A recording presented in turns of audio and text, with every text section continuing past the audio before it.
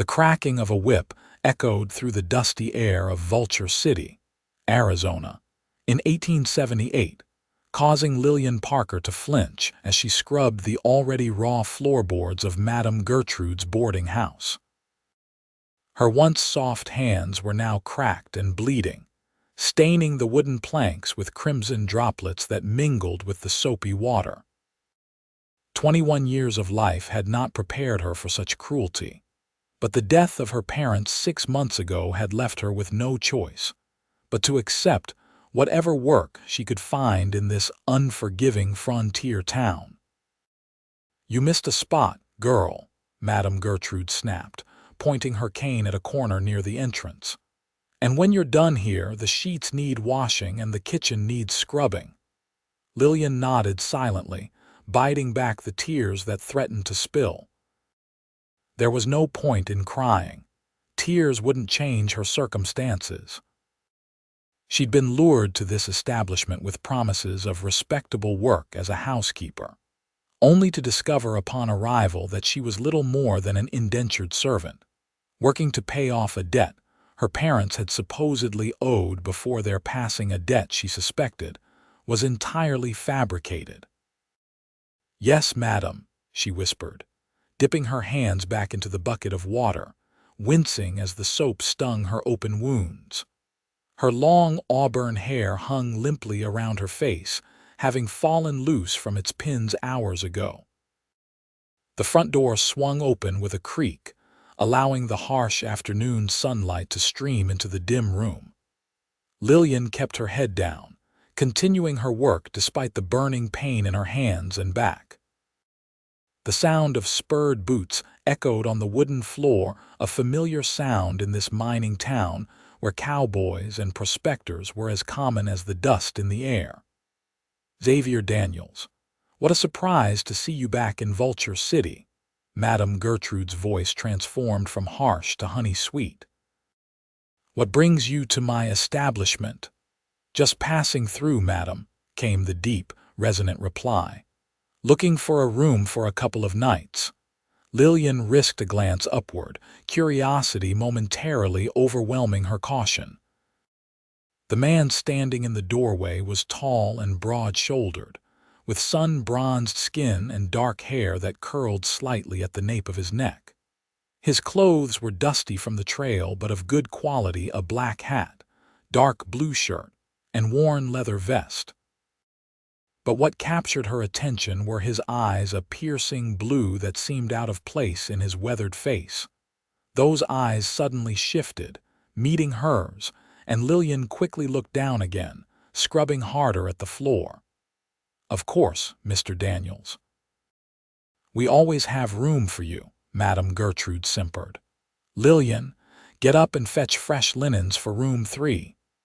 Lillian stood quickly, keeping her gaze averted as she wrung out her cloth and placed it on the rim of the bucket. She tried to hide her hands behind her apron as she passed the stranger, but he stepped slightly into her path, causing her to pause. "Pardon me, miss," he said quietly, tipping his hat. She nodded, still not meeting his eyes, and hurried toward the linen closet. As she passed, Lillian could feel his gaze following her, though she couldn't understand why a man like him would take notice of someone like her, bedraggled, exhausted, and clearly at the bottom of the social ladder.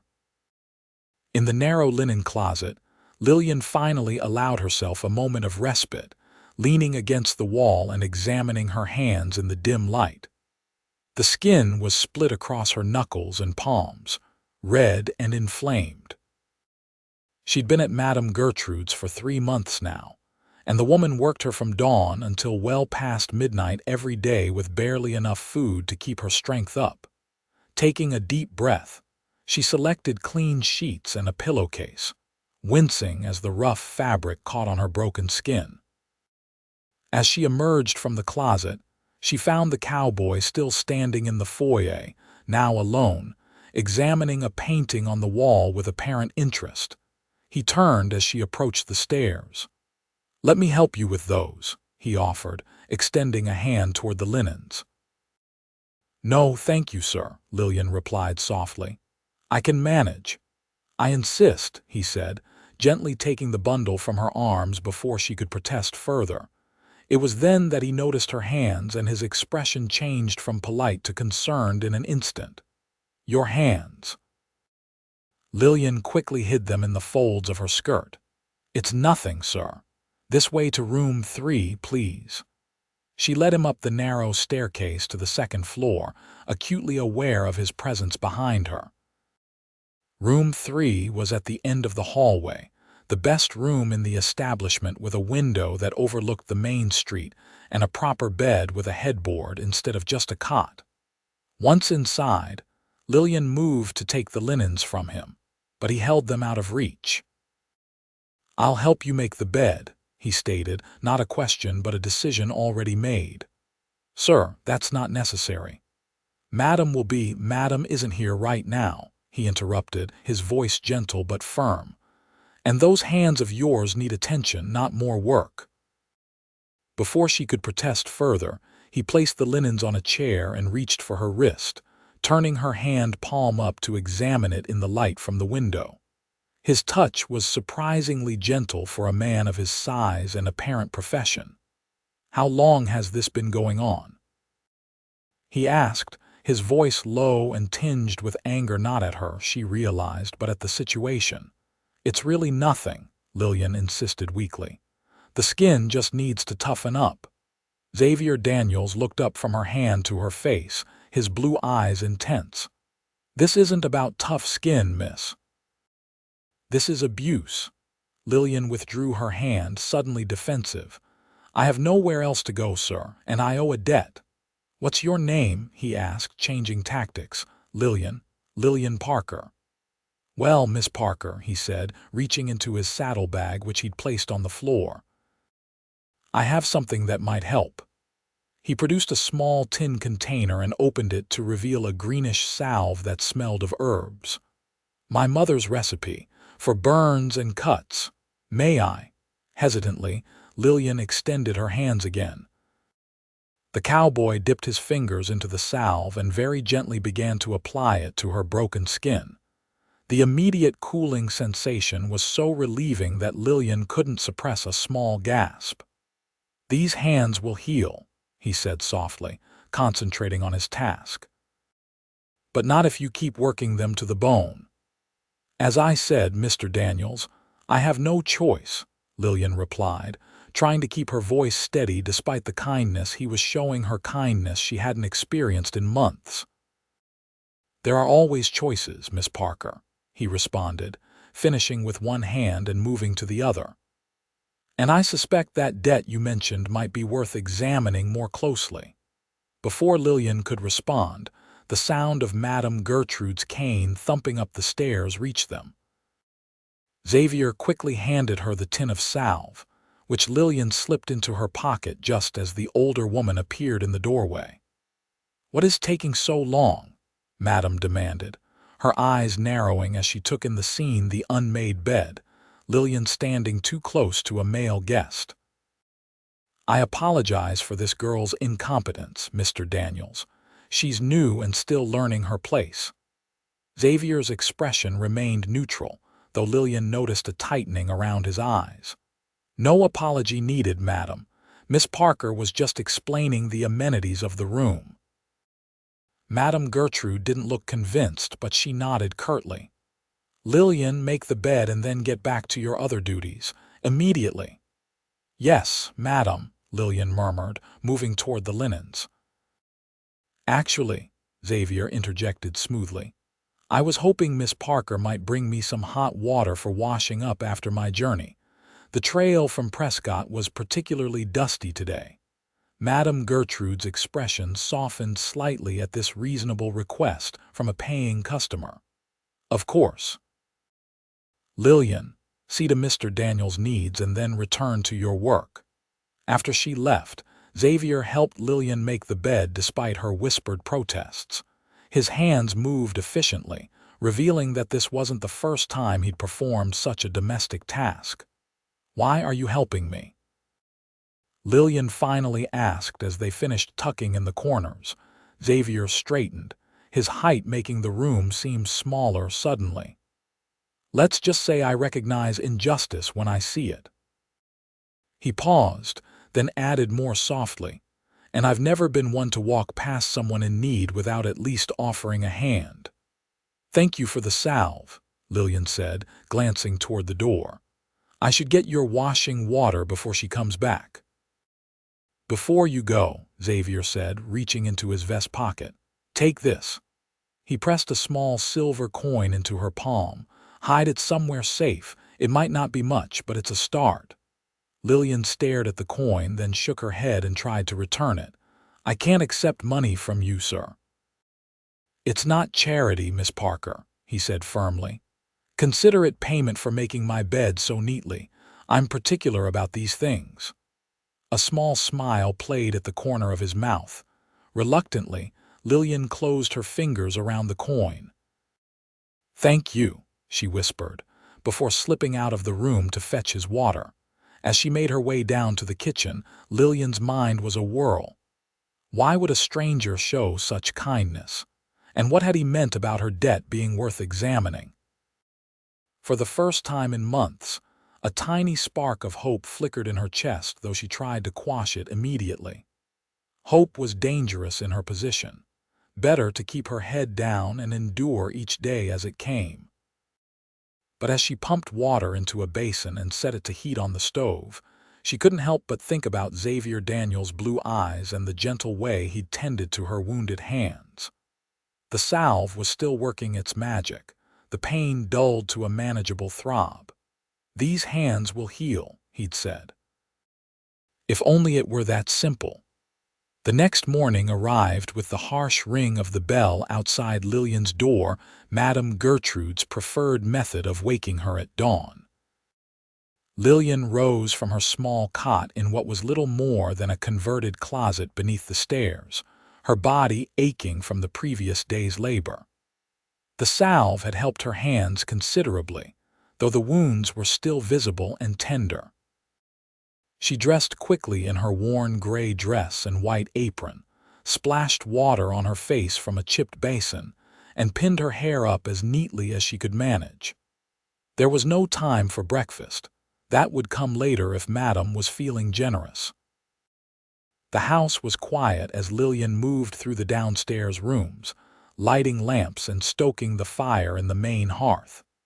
She had just begun to sweep the dining room when she heard footsteps on the stairs. Glancing up, she saw Xavier Daniels descending, already dressed for the day though the sun had barely crested the horizon.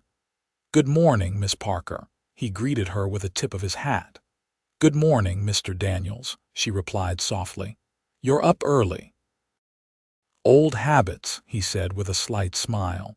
"On a ranch, the day starts before the sun." "Are you a rancher, then?" Lillian asked, immediately regretting the personal question. It wasn't her place to inquire about guests' lives. If Xavier found the question impertinent, he didn't show it. "I was raised on one. These days I work as a marshal, just finished escorting a prisoner to Prescott and thought I'd stop here on my way back to Tucson." Lillian's eyes widened slightly. "You're a lawman?" "Yes, madam," he confirmed, "though I'm off duty at the moment." Before Lillian could respond, the kitchen door swung open and Madame Gertrude emerged, her face already arranged in a welcoming smile for her paying guest. The smile faltered slightly when she saw Lillian conversing with him. "Mr. Daniels, you're an early riser." "Lillian, stop bothering our guest and get breakfast started." "She wasn't bothering me at all," Xavier replied smoothly. "In fact, Miss Parker was just directing me to the best place for breakfast in town." Madame Gertrude's expression soured further. "We serve breakfast here, Mr. Daniels. Included in your room rate." "I appreciate that, madam, but I have business in town this morning and thought I'd combine it with a meal." He turned to Lillian. "You were saying the silver dollar serves hot cakes." Lillian, quickly catching on to his improvisation, nodded. "Yes, sir. Just down the street on the right." "Perfect." Xavier nodded to both women. "Ladies, if you'll excuse me." He strode to the door but paused with his hand on the knob. Oh, and Madame Gertrude, I noticed the railing on the back porch is loose. I'd be happy to fix it for you before I leave tomorrow. I'm handy with tools. Madame Gertrude's demeanor instantly warmed. That would be most kind of you, Mr. Daniels. Thank you. With a final nod, Xavier left, and Madame Gertrude immediately rounded on Lillian. Get to the kitchen now, and remember your place. Men like that aren't interested in scullery maids except for one thing. Yes, madam, Lillian murmured, hurrying toward the kitchen with burning cheeks. She wasn't naive. She understood what Madame Gertrude was implying. But something told her Xavier Daniels wasn't that sort of man. He had kind eyes that had looked at her with genuine concern, not the predatory interest she occasionally received from less savory guests. The morning passed in a blur of chores. Lillian prepared breakfast for the other 3 guests, cleaned their rooms after they departed, scrubbed the kitchen, and began the never-ending task of laundry. By midday, the salve Xavier had given her had worn off, and her hands were raw and throbbing again from the harsh lye soap and hot water. She was hanging sheets in the small yard behind the boarding house when she heard the sound of hammering. Following the noise, she found Xavier on the back porch, shirt sleeves rolled up, repairing the loose railing as he'd offered.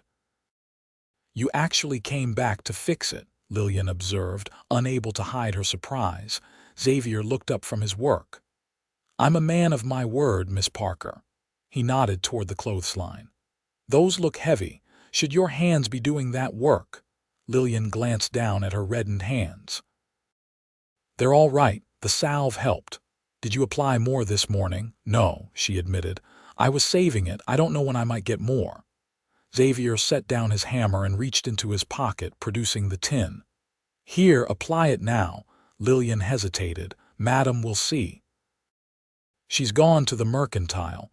I heard her tell the cook she'd be back in an hour. He gestured to the tin. Go on. Gratefully, Lillian took the salve and applied it to her hands, sighing with relief as the cooling sensation took effect. Thank you. Xavier watched her for a moment, then said casually, I made some inquiries in town this morning. Lillian looked up sharply. About what? About Madame Gertrude, and about you. He resumed hammering a loose nail. Seems your parents were well respected in these parts. Your father was a schoolteacher, your mother a seamstress. Yes, Lillian confirmed, a lump forming in her throat at the mention of her parents, until the fever took them both last winter. I'm sorry for your loss, Xavier said sincerely. I also heard they were honest people who paid their debts, which makes me wonder about this supposed debt you're working off. Lillian glanced nervously toward the house. Mr. Daniels, I appreciate your concern, but this isn't your problem. Maybe not, he acknowledged. But I've seen too many people taken advantage of to simply walk away. He set down his hammer again and turned to face her fully. Did Madame Gertrude ever show you proof of this debt? A promissory note, perhaps? No, Lillian admitted. She said, my father borrowed money to pay for my mother's medicine during her illness. When I arrived after their funeral, she said I could work it off, or she'd have me thrown in jail. Xavier's jaw tightened. That's not how the law works, Miss Parker.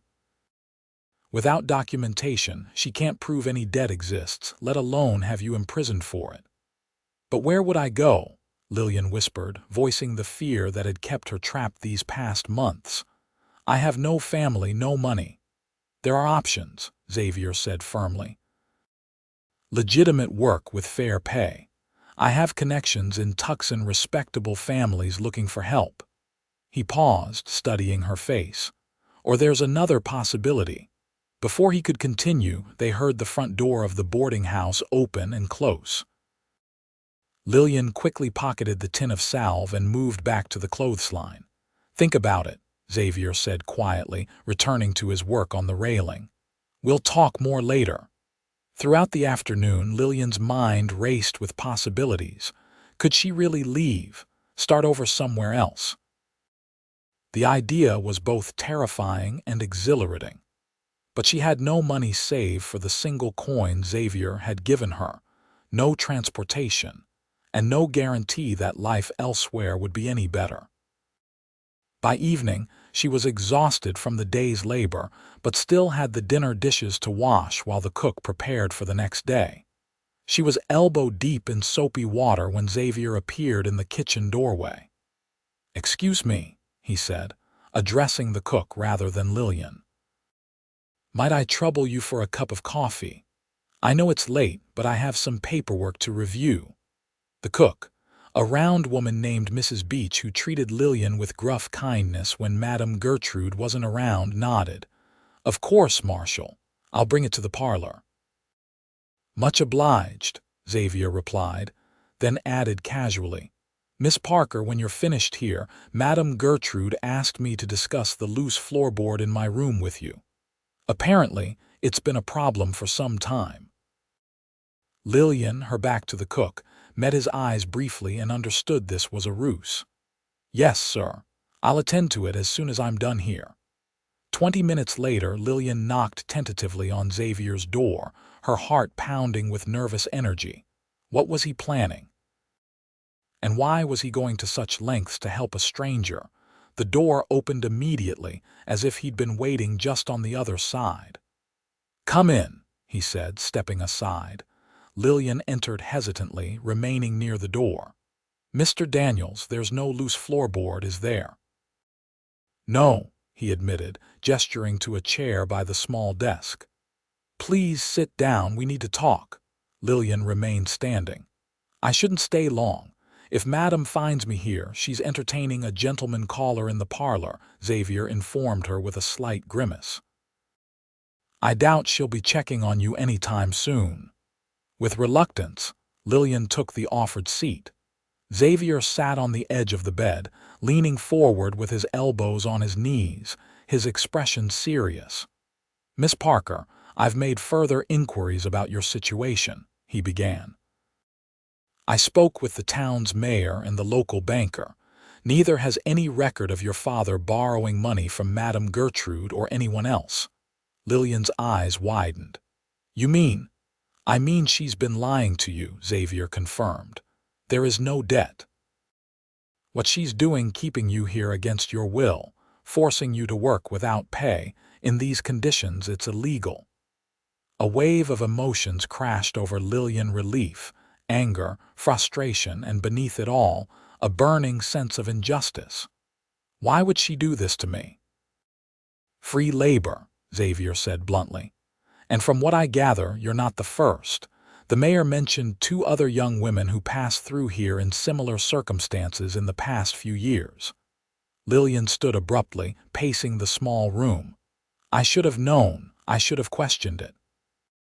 "You were grieving," Xavier said gently, "and alone. She took advantage of that, but now you have choices." Stopping her pacing, Lillian turned to him. "What choices?" Xavier rose and moved to the window, looking out at the darkening street below. "As I mentioned earlier, I know respectable families in Tucson looking for household help. Real employment with fair wages and proper treatment." "You would help me get to Tucson?" Lillian asked, scarcely able to believe such an opportunity might exist. "I would," he confirmed, turning back to face her. "I'm headed there tomorrow. You could come with me." The offer hung in the air between them. Lillian's mind raced with implications. Traveling alone with a man she'd just met, even a lawman, would raise eyebrows. And Madame Gertrude wouldn't simply let her walk away. "She'll try to stop me," Lillian said quietly. "Not if we leave before dawn," Xavier replied. "I've already spoken with the sheriff. He agrees that what Madame is doing is wrong, but he's reluctant to interfere directly." "Politics," he added with a grimace, "but he won't stop us from leaving." "Just like that," Lillian whispered, the possibility of freedom suddenly so close she could almost touch it. "Just like that," Xavier confirmed. "Pack whatever you can carry without raising suspicion. Be ready at first light." "I'll handle the rest." Lillian studied his face, searching for any sign of deception or ulterior motive. She found none, only the same kindness and determination she'd noticed from the beginning. "Why are you doing this for me?" she finally asked. Xavier was quiet for a long moment. "My sister was in a similar situation once," he eventually said. "Different circumstances, but the same kind of trap. Someone helped her when I couldn't. I swore I'd do the same if I ever had the chance." The simple honesty in his voice convinced Lillian more than any elaborate explanation could have. "Thank you," she said softly. "I'll be ready." "Good," Xavier nodded. "Now you should go before your absence is noticed." As Lillian reached for the door handle, Xavier added, "And Miss Parker, apply more of that salve tonight. The ride tomorrow will be hard on your hands if they're not protected." With a grateful nod, Lillian slipped out of the room and back to her tiny closet beneath the stairs, her heart lighter than it had been in months despite the uncertainty that lay ahead. That night, lying on her thin mattress, Lillian found sleep elusive. Her mind replayed Xavier's words over and over. Freedom was within reach, but leaving the familiar, even a familiar misery for the unknown, was terrifying. What if Tucson proved no better? What if Xavier Daniels wasn't the honorable man he appeared to be, yet staying meant certain continued suffering? And something in her gut told her to trust the marshal with the kind blue eyes. He'd had ample opportunity to take advantage of her vulnerable position, but had shown nothing but respect and concern for her well-being. In the darkest hour before dawn, Lillian rose and dressed quickly, putting on her one good dress, a faded blue cotton that had once been her Sunday best. She tied her hair back neatly and gathered her few possessions. A hairbrush that had been her mother's, a small Bible, a handkerchief embroidered by her grandmother, and a daguerreotype of her parents on their wedding day. Everything fit easily into a small cloth bag. She applied more of Xavier's salve to her hands, now noticeably less inflamed than they had been the previous day, and waited. The house was silent save for the occasional creaking of timbers and the distant snores of one of the guests. A soft knock at her door made her jump despite anticipating it. Gathering her courage, she opened it to find Xavier standing there, fully dressed for travel with his saddlebags over one shoulder. "Ready?" he whispered. Lillian nodded, swallowing hard. "Stay close behind me," he instructed softly. "The back door is unlocked." They moved silently through the darkened house, Xavier leading the way with confident steps that somehow made barely a sound despite his spurred boots. As they passed the kitchen, Lillian was startled to see Mrs. Beach standing by the stove, a small bundle in her hands. "For the journey," the cook said quietly, pressing the package into Lillian's hands. "Some bread and cheese, and this." She added a small coin purse that clinked softly. "Not much, but it's what I can spare." "Mrs. Beach, I can't," Lillian began. "You can and you will," the older woman interrupted firmly. "I've watched that woman work you half to death. It's time someone stood up for you." She patted Lillian's cheek affectionately. "Go on now, and be happy, child." Tears sprang to Lillian's eyes as she embraced the cook briefly. "Thank you," she whispered. Xavier led Lillian out the back door and through the small yard to an alley where two horses waited, already saddled. One was his large bay gelding, the other was a smaller, dappled mare. "Borrowed from the livery," Xavier explained, noting her questioning look. "I'll return her in Tucson. Can you ride?" "Yes," Lillian confirmed. "My father taught me when I was young." "Good." Xavier secured her small bag to the saddle and helped her mount, then swung up onto his own horse with practiced ease. "We'll take the back roads out of town. Stay close." The pre-dawn air was crisp and cool as they made their way through the sleeping town. Vulture City was primarily a mining settlement, and despite the early hour, they could see lights already burning in some of the mining company offices. Soon they were on the outskirts, the road stretching before them toward the distant mountains. Only when the town was well behind them did Lillian finally release the breath she hadn't realized she'd been holding. The weight of oppression that had pressed down on her for months seemed to lift with each hoofbeat that carried her further from Madame Gertrude's boarding house. "Are you all right?" Xavier asked, bringing his horse alongside hers. "Yes," Lillian replied, surprised to find it was true. Despite the uncertainty ahead, she felt more alive than she had in months. "I can hardly believe I'm actually leaving." "Believe it," Xavier said with a small smile. "By nightfall, we should reach the Hayward Ranch. The owners are friends of mine.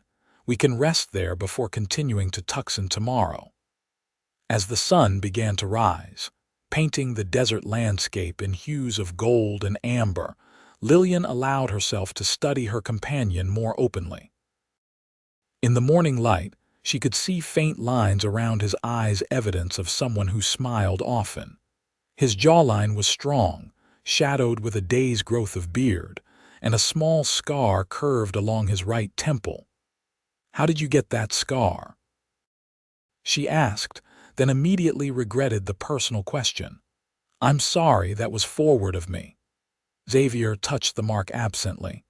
"Bar fight when I was younger and more foolish," he admitted with a rueful smile. "I tried to break up a dispute between two miners and caught the wrong end of a broken bottle for my troubles." "You were trying to help someone even then," Lillian observed. Xavier shrugged. "Or showing off. I was 19 and thought I was invincible." He glanced at her. "What about you? How did you end up alone in Vulture City?" The question was gently asked, but Lillian felt the familiar pang of grief nonetheless. "My father was hired to teach at the school there last year. We moved from Phoenix with high hopes. Then the fever came through town in December." She swallowed hard. "They both fell ill within days of each other. By New Year's they were gone." "I'm sorry," Xavier said quietly. "Losing family is never easy." "What about your family?" Lillian asked, eager to shift the focus from her loss. "You mentioned a sister." "Lucinda," Xavier nodded. "She's in San Francisco now, married to a banker. My parents have a small ranch outside Tucson. My father still runs cattle, though on a smaller scale than when I was growing up." "And you became a marshal instead of a rancher," Lillian noted. "Was that disappointing for your father?" Xavier chuckled. "At first. But he came around when he realized I wasn't suited to the quiet life. I've always had a bit too much restlessness in me." They rode in companionable silence for a while, the rhythm of the horses' hooves a soothing backdrop to Lillian's thoughts. The landscape was harsh but beautiful, vast expanses of sand and rock, punctuated by the occasional cluster of cacti or hardy desert shrubs. Despite the early hour, the air was already warming, promising another hot day. "Are you comfortable?" Xavier asked after they'd been riding for about 2 hours. "We can rest if you need to." "I'm fine," Lillian assured him, though her body was beginning to ache from the unaccustomed activity. Her hands, particularly, were starting to throb where they gripped the reins, though perhaps in a little while. Xavier nodded. "There's a small creek about a mile ahead. We can stop there, let the horses drink." As promised, they soon came upon a shallow creek lined with cottonwood trees that provided welcome shade. Xavier dismounted first, then moved to help Lillian down. His hands were strong and steady at her waist, and for a moment after her feet touched the ground, they stood closer than propriety might dictate, his hands lingering slightly longer than necessary. Lillian stepped back first, a flush rising to her cheeks that had nothing to do with the desert heat. "Thank you." Xavier cleared his throat and turned his attention to the horses, leading them to the water's edge. Lillian sank gratefully onto a flat rock in the shade, stretching her legs and examining her hands. The wounds had reopened in places, small spots of blood staining the reins. "Let me see," Xavier said, appearing beside her with a canteen and the now familiar tin of salve. He sat beside her on the rock, taking her hands in his and examining them critically. "The salve is helping, but they need proper time to heal." He poured water over her hands, washing away the blood and dust from the trail, then gently applied more of the medicinal ointment. His touch was careful, his calloused fingers a contrast to the tenderness of his ministrations. "Where did you learn to treat wounds?" Lillian asked, watching his focused expression. "My mother," Xavier replied. "She was the unofficial doctor for our ranch and half the neighboring properties. She taught me and my sister the basics of treating everything from snake bites to broken bones." He finished with the salve and released her hands. "There, that should help." "It does," Lillian confirmed, flexing her fingers carefully. "Thank you." Xavier produced the bundle Mrs. Beach had given them. "Let's see what provisions we have." The cook had been generous. The package contained fresh bread, cheese, dried beef, and 2 apples. They shared the meal in comfortable silence, the only sounds the gentle burbling of the creek and the occasional snort from the horses as they grazed nearby. "What kind of work will I find in Tucson?" Lillian asked as they finished eating. "The family I mentioned, the Murphys, need a governess for their 2 young children," Xavier explained. "Mrs. Murphy is expecting their 3rd child and needs the help. They're good people. He's a lawyer. She used to be a school teacher before the children came." "A governess," Lillian repeated, a small smile forming. "My father would be pleased. He always hoped I might follow in his footsteps." "You'd be teaching, not scrubbing floors until your hands bleed," Xavier said, his voice hardening slightly at the memory of her condition when they'd met. "It sounds wonderful," Lillian admitted. "But what if they don't like me? Or what if I'm not qualified enough?" "They'll like you," Xavier assured her. "And you're the daughter of a teacher. You're more qualified than most." His confidence in her was both baffling and heartening.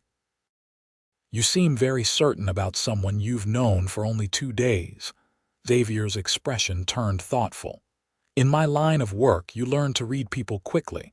It's a matter of survival sometimes." He met her eyes directly. "And I read you as honest, intelligent, and resilient." The compliment warmed Lillian more than it probably should have. "Thank you," she said softly. "We should keep moving," Xavier said, standing and gathering their things. "It's a long ride to the Hayward Ranch and we want to arrive before dark." They continued their journey through the increasing heat of the day, stopping occasionally to rest the horses and drink from their canteens. Xavier proved to be an engaging companion, sharing stories of his time as a marshal and pointing out landmarks or interesting plants as they traveled. By late afternoon, Lillian was exhausted, her body unused to hours in the saddle. She tried not to show it, sitting as straight as she could manage, but Xavier was observant. "Not much farther," he assured her, noticing her discomfort. "See that line of trees in the distance? That's Hayward Creek. The ranch is just beyond." Lillian nodded gratefully, too tired for more of a response. The landscape had gradually changed as they traveled, the harsh desert giving way to more vegetation as they gained elevation. The distant mountains were closer now, their slopes covered in pine and juniper. Just as the sun was beginning to set, they crested a small rise, and the Hayward Ranch came into view, a sprawling single-story house with a wide porch, surrounded by several outbuildings and corrals. Smoke rose from the chimney, and lanterns glowed in the windows, creating an inviting scene that made Lillian's heart ache with longing for a proper home. As they approached, a man emerged from the barn, squinting at them in the fading light. His weathered face broke into a grin when he recognized Xavier. "Daniels, didn't expect to see you out this way," he called, striding toward them. "Hello, Tom," Xavier replied, dismounting and shaking the man's hand. "Hope you don't mind unexpected guests." For you, never." Tom Hayward turned his attention to Lillian, still atop her horse. "And who might this young lady be?" Xavier helped Lillian dismount before responding. "This is Miss Lillian Parker. She's traveling to Tucson for a position with the Murphy family." "Miss Parker, this is Thomas Hayward, one of the finest ranchers in the territory." "You flatter an old man," Tom chuckled, tipping his hat to Lillian. "Pleased to meet you, Miss Parker. Any friend of Xavier's is welcome here." "Thank you for your hospitality, Mr. Hayward," Lillian replied, finding her voice despite her exhaustion. "Tom, is that Xavier I heard?" A woman's voice called from the house, and moments later a plump, pleasant-faced woman in her 50s appeared on the porch, wiping her hands on her apron. "It is indeed Martha," Tom confirmed, "and he's brought a guest, Miss Lillian Parker." "Well, don't keep them standing in the yard," Martha scolded good-naturedly. "Bring them in. Supper's almost ready and they look half-starved." Tom laughed. "You heard the boss. I'll take care of your horses. You two go on in before Martha comes after us all with her wooden spoon." Xavier placed a gentle hand at the small of Lillian's back, guiding her toward the house. The simple touch sent an unexpected shiver up her spine, though she attributed it to fatigue and the cooling evening air. Martha Hayward met them at the door with a warm embrace for Xavier and a welcoming smile for Lillian. "Come in, come in. You must be exhausted from the trail." The interior of the ranch house was cozy and well kept, with solid furniture and colorful quilts that added warmth to the rustic space. A large fireplace dominated the main room, and the smell of cooking food made Lillian's stomach rumble embarrassingly. "Martha, is there somewhere Miss Parker might freshen up before supper?" Xavier asked. "Of course," Martha replied, noting Lillian's travel-worn appearance with understanding rather than judgment. "This way, dear.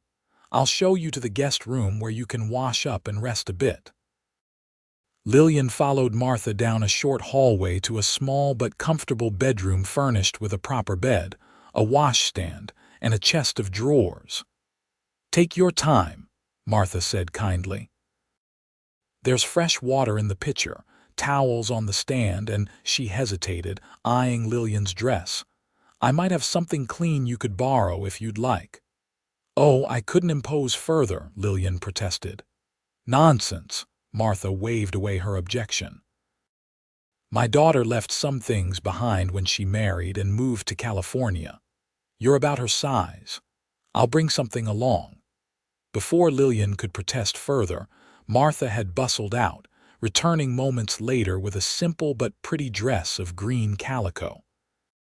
"This should do nicely," she said, laying it on the bed. "Now, take your time. Supper won't be ready for another 20 minutes or so." Left alone, Lillian sank gratefully onto the edge of the bed, the softness of the mattress a stark contrast to her cot at Madame Gertrude's. She allowed herself only a moment's rest, however, before rising to wash away the dust of the trail. The cool water felt heavenly on her face and hands. She changed into the borrowed dress, which fit well enough though it was slightly loose in the waist, evidence of the weight she'd lost during her months of near starvation at the boarding house. After brushing and re-pinning her hair, Lillian felt remarkably refreshed. She made her way back to the main room where she found Xavier seated by the fire, deep in conversation with Tom. Both men rose as she entered. "Much better," Martha approved, coming from the kitchen with a steaming platter. "Now, everyone to the table, the food's ready." Supper was a revelation after months of meager portions and plain fare. Martha had prepared roast beef, potatoes, fresh bread, and vegetables from her garden. There was even apple pie for dessert. Lillian tried to eat modestly, but the food was too delicious to resist, and her body was demanding sustenance after the long day's ride.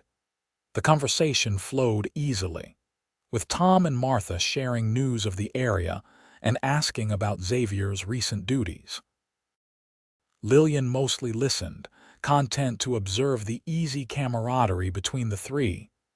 "So, Miss Parker," Tom said eventually, turning his attention to her. "Xavier says you're to be a governess for the Murphys in Tucson." "That's the hope," Lillian confirmed, "though it's not certain yet." "Sarah Murphy won't find a better candidate," Xavier stated confidently. "Miss Parker is the daughter of a schoolteacher." "Oh, where did your father teach?" Martha asked with interest. "Most recently in Vulture City," Lillian replied. "Before that, Phoenix." He taught all ages, though he preferred the older students who were interested in literature and history. "A noble profession," Tom nodded approvingly. "And your mother?" "She was a seamstress," Lillian said. "She made wedding dresses and christening gowns mostly, special occasion clothing." "Talented parents," Martha observed. "They must be very proud of you." Lillian's smile faltered. "They passed away this past winter," she said quietly. "The fever." Martha's expression softened immediately to one of sympathy. "I'm so sorry, dear. That must have been terribly difficult." "It was," Lillian acknowledged. "But I'm grateful for the time I had with them. They taught me a great deal. Including how to carry yourself with dignity through hardship, I'd wager," Tom commented kindly. Lillian felt Xavier's eyes on her but didn't meet his gaze, afraid she might become emotional if she did. "They did their best," she said simply. After supper, Martha shooed the men outside for their after-dinner pipes while she and Lillian cleared the table. As they worked side by side in the kitchen, Martha's motherly manner made Lillian feel more at ease than she had in months. "Xavier seems quite concerned for your welfare," Martha observed casually as they washed the dishes. Lillian felt a blush creep up her neck. "He's been very kind. I was in a difficult situation when we met." Martha nodded, not pressing for details. "He's a good man. One of the best I know, in fact. Tom and I have known him since he was knee-high to a grasshopper. His parents' ranch is about 20 miles from here." "He mentioned them," Lillian said. "He speaks very fondly of his family." "As well he should. The Daniels are good people." Martha handed Lillian a plate to dry. "I don't mean to pry, dear, but I sense there's more to your story than a simple journey to a new position." Lillian hesitated. She owed these kind people honesty, but she was reluctant to burden them with the sordid details of her recent past. Martha seemed to understand her reluctance. "You don't have to tell me anything you don't want to. Just know that you're safe here, and if there's any way Tom and I can help, we will." "Thank you," Lillian said softly. "That means more than you know." Later, sitting on the porch in the cool evening air, Lillian felt a peace she hadn't experienced since before her parents' deaths. The night was clear, the stars brilliant against the dark sky, and the sounds of the ranch settling for the night horses in the corral. The distant lowing of cattle, crickets chirping in the grass created a soothing symphony. Xavier joined her after a while, taking a seat in the rocking chair next to hers. "Feeling better after a proper meal and some rest?" "Much," Lillian confirmed. "The Haywards are wonderful people." "They are," Xavier agreed. "They helped me through some rough patches when I was younger." "Tom was the one who suggested I might be suited to law enforcement rather than ranching." "He was right," Lillian observed. "You're a natural protector." Xavier looked at her with surprise. "What makes you say that?" "The way you stepped in to help me," Lillian explained. "You could have simply paid for your room and gone on your way, but you noticed someone in trouble and took action. That takes a certain kind of person." Xavier seemed almost embarrassed by the praise. "Anyone would have done the same." "No," Lillian said firmly. "They wouldn't have. Most people at Madame Gertrude saw my condition and looked away. You were different." She paused, then added softly, "I never properly thanked you for that." "You don't need to thank me," Xavier replied. "Seeing you away from that place and on your way to something better is thanks enough." They sat in companionable silence for a while, the rhythm of the rocking chairs and the night sounds creating a peaceful atmosphere. "You think she'll come after us?" Lillian asked eventually, voicing the fear that had lingered at the back of her mind all day. Xavier shook his head. "Not likely. She knows what she was doing wasn't legal. Drawing attention to it would only cause problems for her. Besides," he added with a slight smile, "by the time she realizes you're gone for good, we'll be in Tucson." "I still can't quite believe I'm free," Lillian admitted. "Part of me is waiting for someone to drag me back." "No one's dragging you anywhere," Xavier said with quiet certainty. "Not while I'm around." The protective promise in his voice sent a warm flutter through Lillian's chest, a feeling she wasn't entirely prepared to examine. Instead, she changed the subject. "How long have you been a marshal?" "5 years," Xavier replied. "Before that, I worked as a deputy in Tucson for 3 years. And before that, I was just a ranch hand who occasionally got into trouble." "What kind of trouble?" Lillian asked, curiosity piqued. Xavier chuckled. "Nothing too serious. Bar fights mostly, as I mentioned. I had a bit of a temper in my youth. Learning to control it was part of what made me suitable for a badge." "And now you uphold the law instead of breaking it," Lillian observed. "I try," Xavier nodded. "Though sometimes the law and justice aren't the same thing. That's the hardest part of the job, knowing when to follow the letter of the law and when to follow its spirit." "Like helping me escape without arresting Madame Gertrude," Lillian noted. "Exactly," Xavier confirmed. "I could have tried to build a case against her, but it might have taken months and you would have suffered in the meantime. Sometimes the direct approach is better." They continued talking as the night deepened, sharing stories and observations. Lillian found herself opening up more than she had with anyone since her parents' deaths, telling Xavier about her childhood in Phoenix, her father's love of Shakespeare, her mother's skill with a needle. In turn, he shared tales of growing up on a ranch with 3 brothers and a sister, of his first assignment as a lawman, of the places he'd seen across the territory. It was well past midnight when Martha appeared at the door, gently scolding them for staying up so late when they had another day's travel ahead. As they bid each other good night in the hallway between their rooms, Lillian impulsively reached out and squeezed Xavier's hand. "Thank you," she said simply, "for everything." Xavier's fingers curled around hers briefly. "Sleep well, Miss Parker." In the privacy of the guest room, Lillian sat on the edge of the bed, examining her hands in the lamplight. The redness had subsided considerably, and the open wounds were beginning to close. "These hands will heal," Xavier had said when they first met. And now, in more ways than one, healing had begun. Morning came too soon, the rooster's crow pulling Lillian from the deepest sleep she'd experienced in months. For a moment, she was disoriented, the comfortable bed and clean room unfamiliar after so long in her closet-like space at Madame Gertrude's. Then memory returned, and with it, a surge of gratitude and cautious hope. She dressed quickly in her own blue dress, freshly laundered by Martha the night before, and made her way to the kitchen where she found the older woman already preparing breakfast. The smell of coffee and frying bacon filled the air. "Good morning, dear," Martha greeted her warmly. "Did you sleep well?" "Better than I have in ages," Lillian admitted. "Can I help with breakfast? You could set the table if you like," Martha suggested. "The men should be in shortly." "They've been out checking the horses."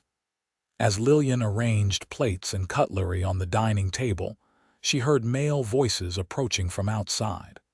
Tom and Xavier entered, both looking fresh despite the early hour, engaged in animated conversation about the best trail to take to Tucson. "Morning, Miss Parker," Tom greeted her cheerfully.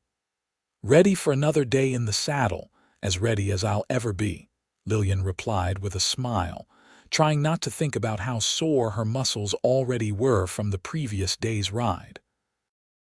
Xavier's eyes met hers across the room, his expression warming. "Good morning. How are your hands today?" Lillian held them up for his inspection. "Much better, thank you." "Good," he nodded approvingly. "We've got another long day ahead."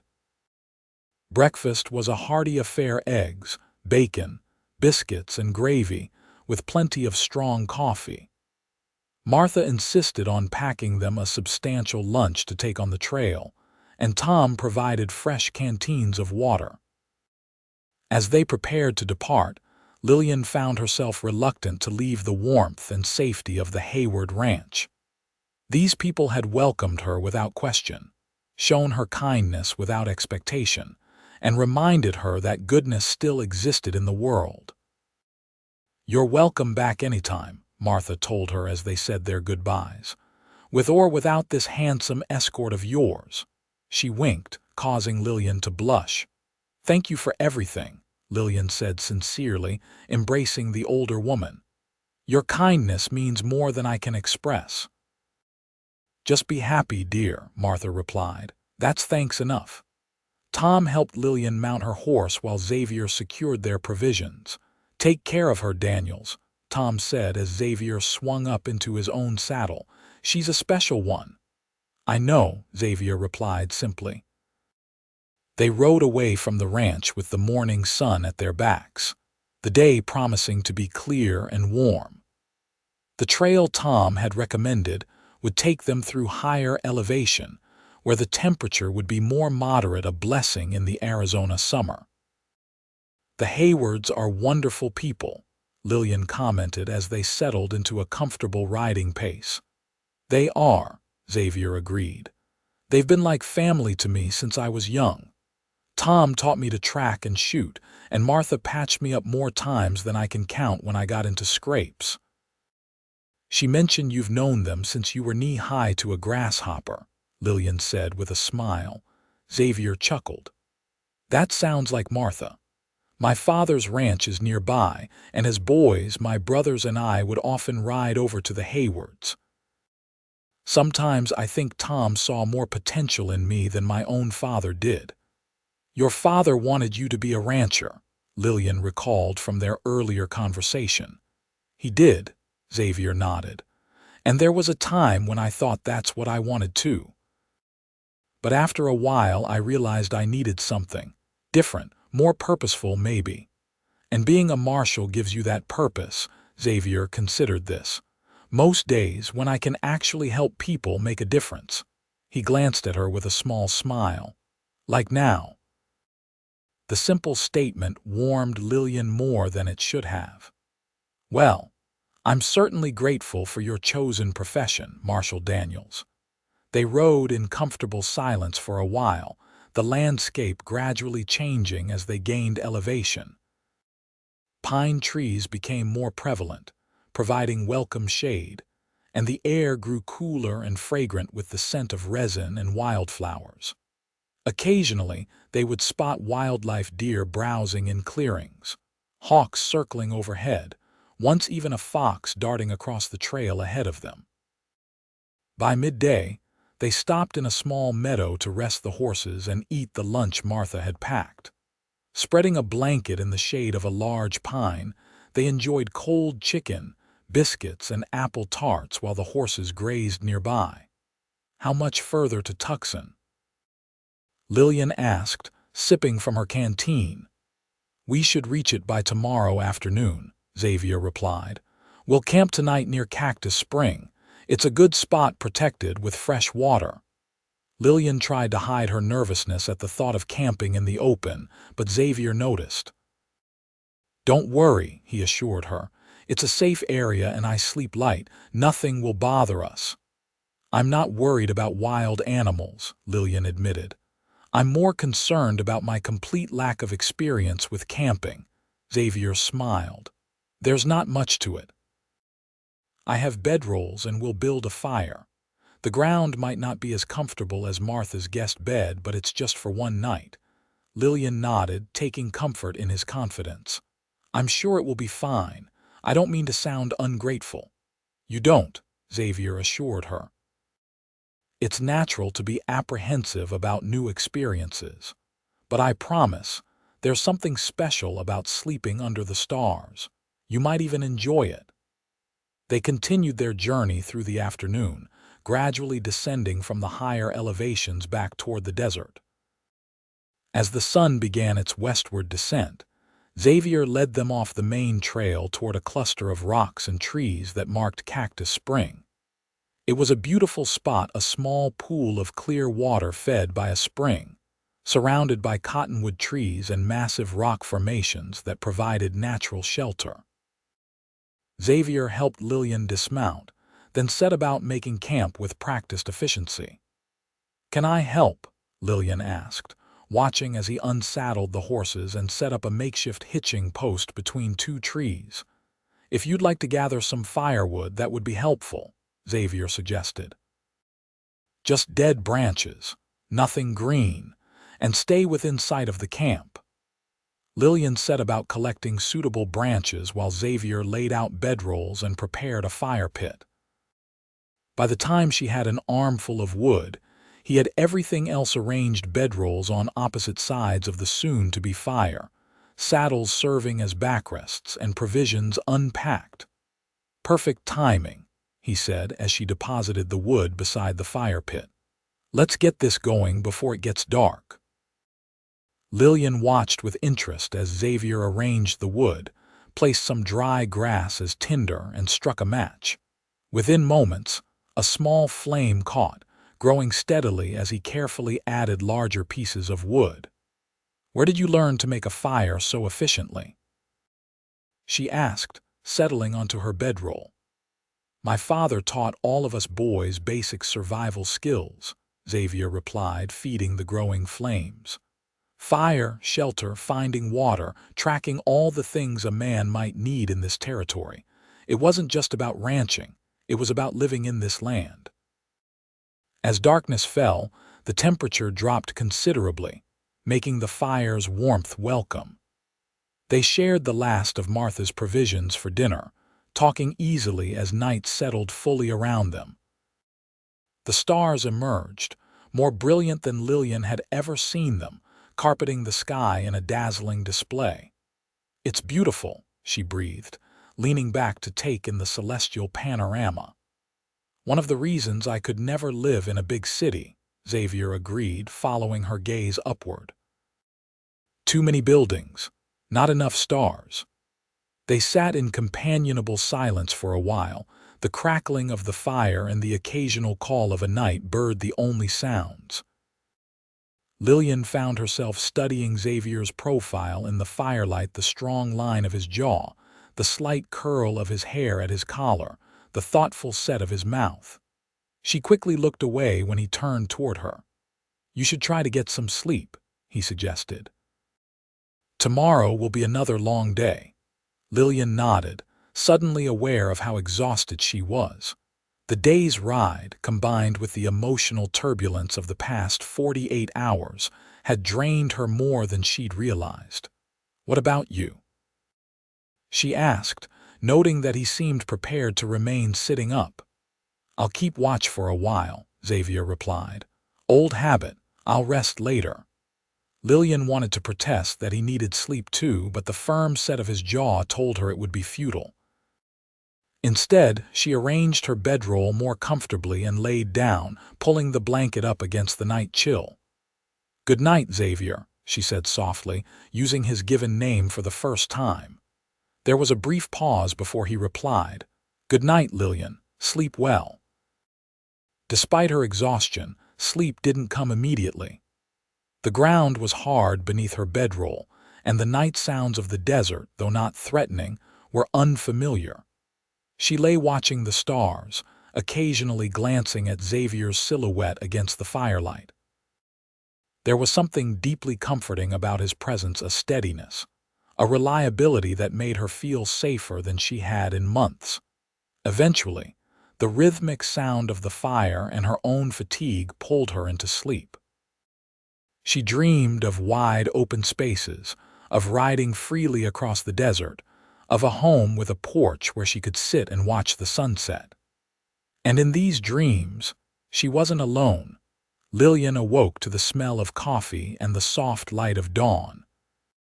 For a moment, she was disoriented, the open sky above her unfamiliar after so many months of waking to the underside of a staircase.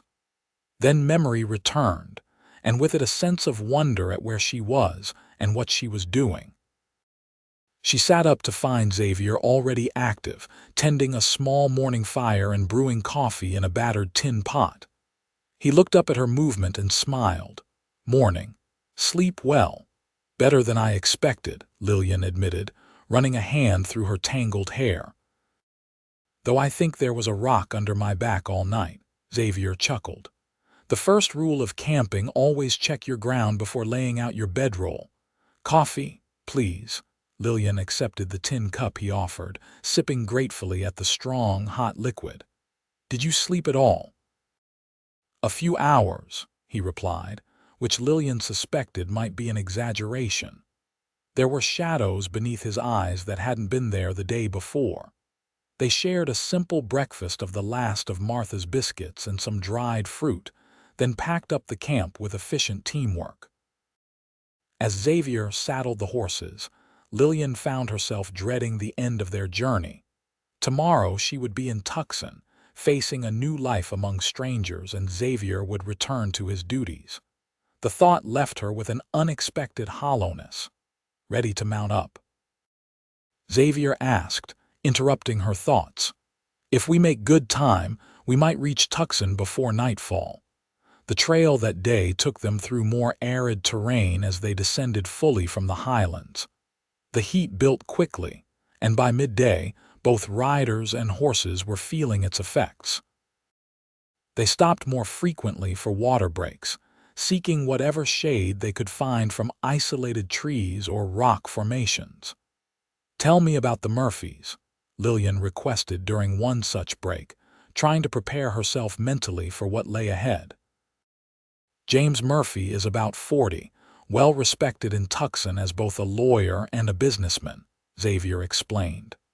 "His wife Sarah is younger, maybe 30, very kind and well educated. They have 2 children, Emily, who's 7, and Michael, who's 5. The new baby is due in about 2 months.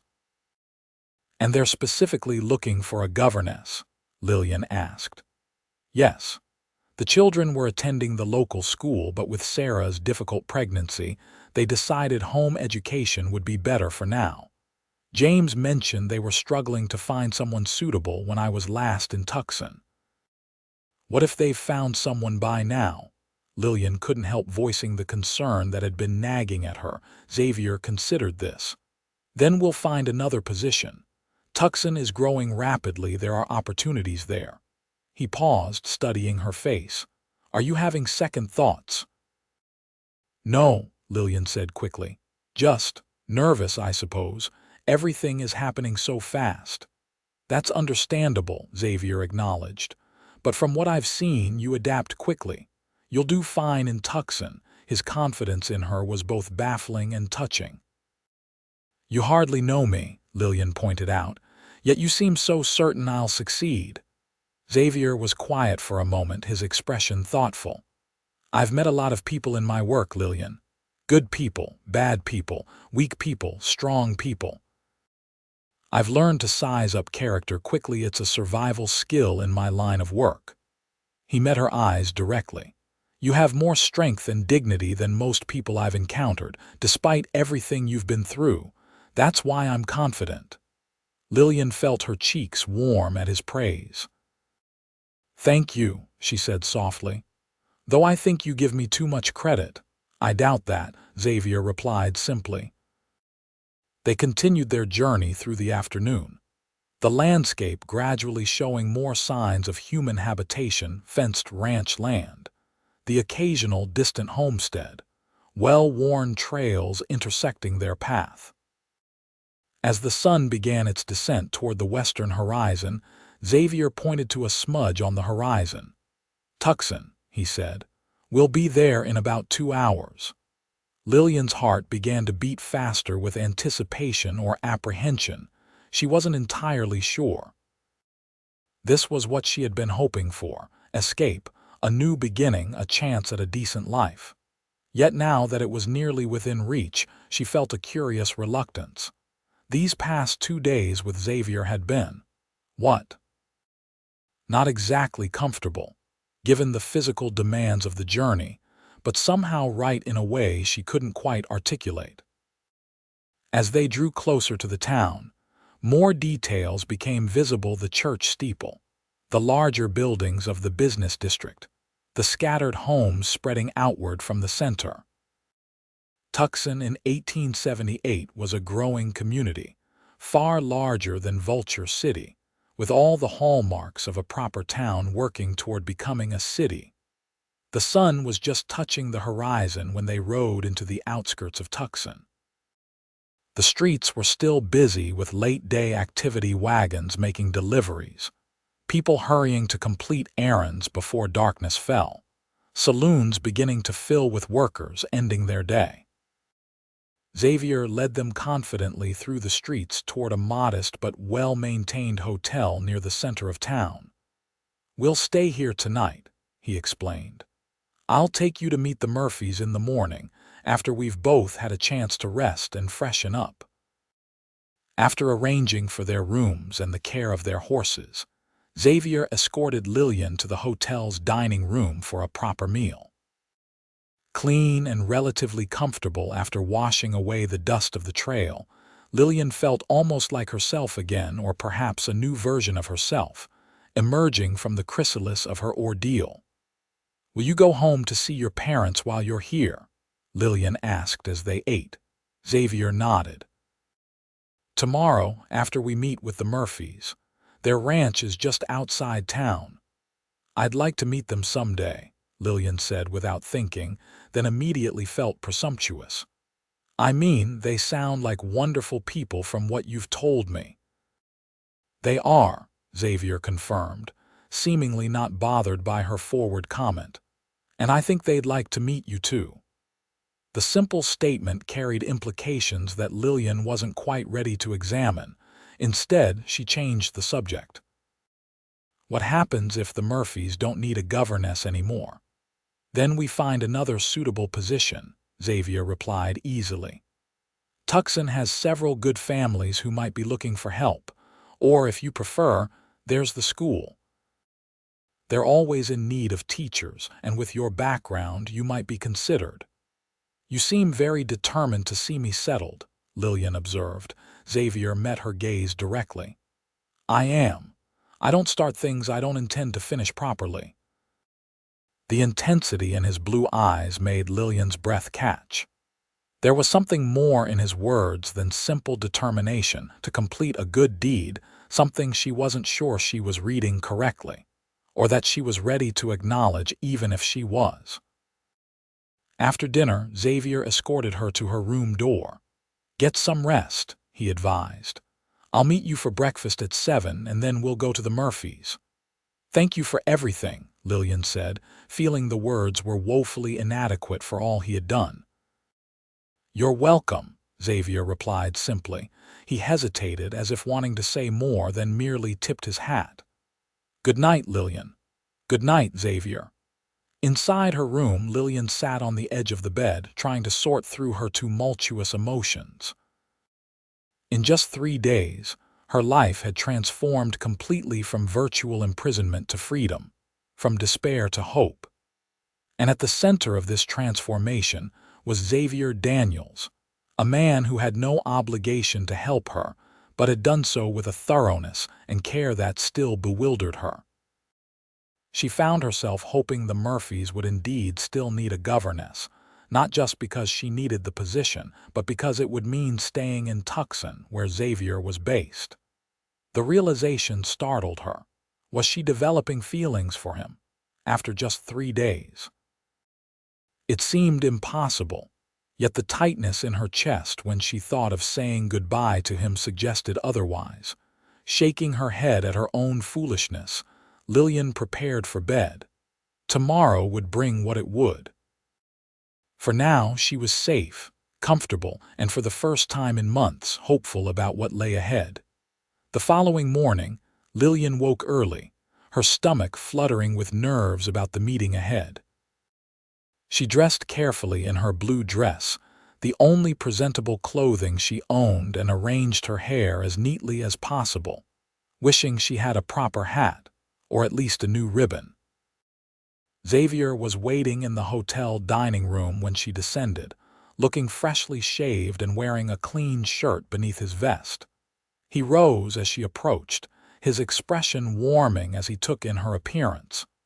"You look very nice," he said simply. "Thank you," Lillian replied, self-consciously touching her hair. "I wish I had more appropriate attire for meeting potential employers."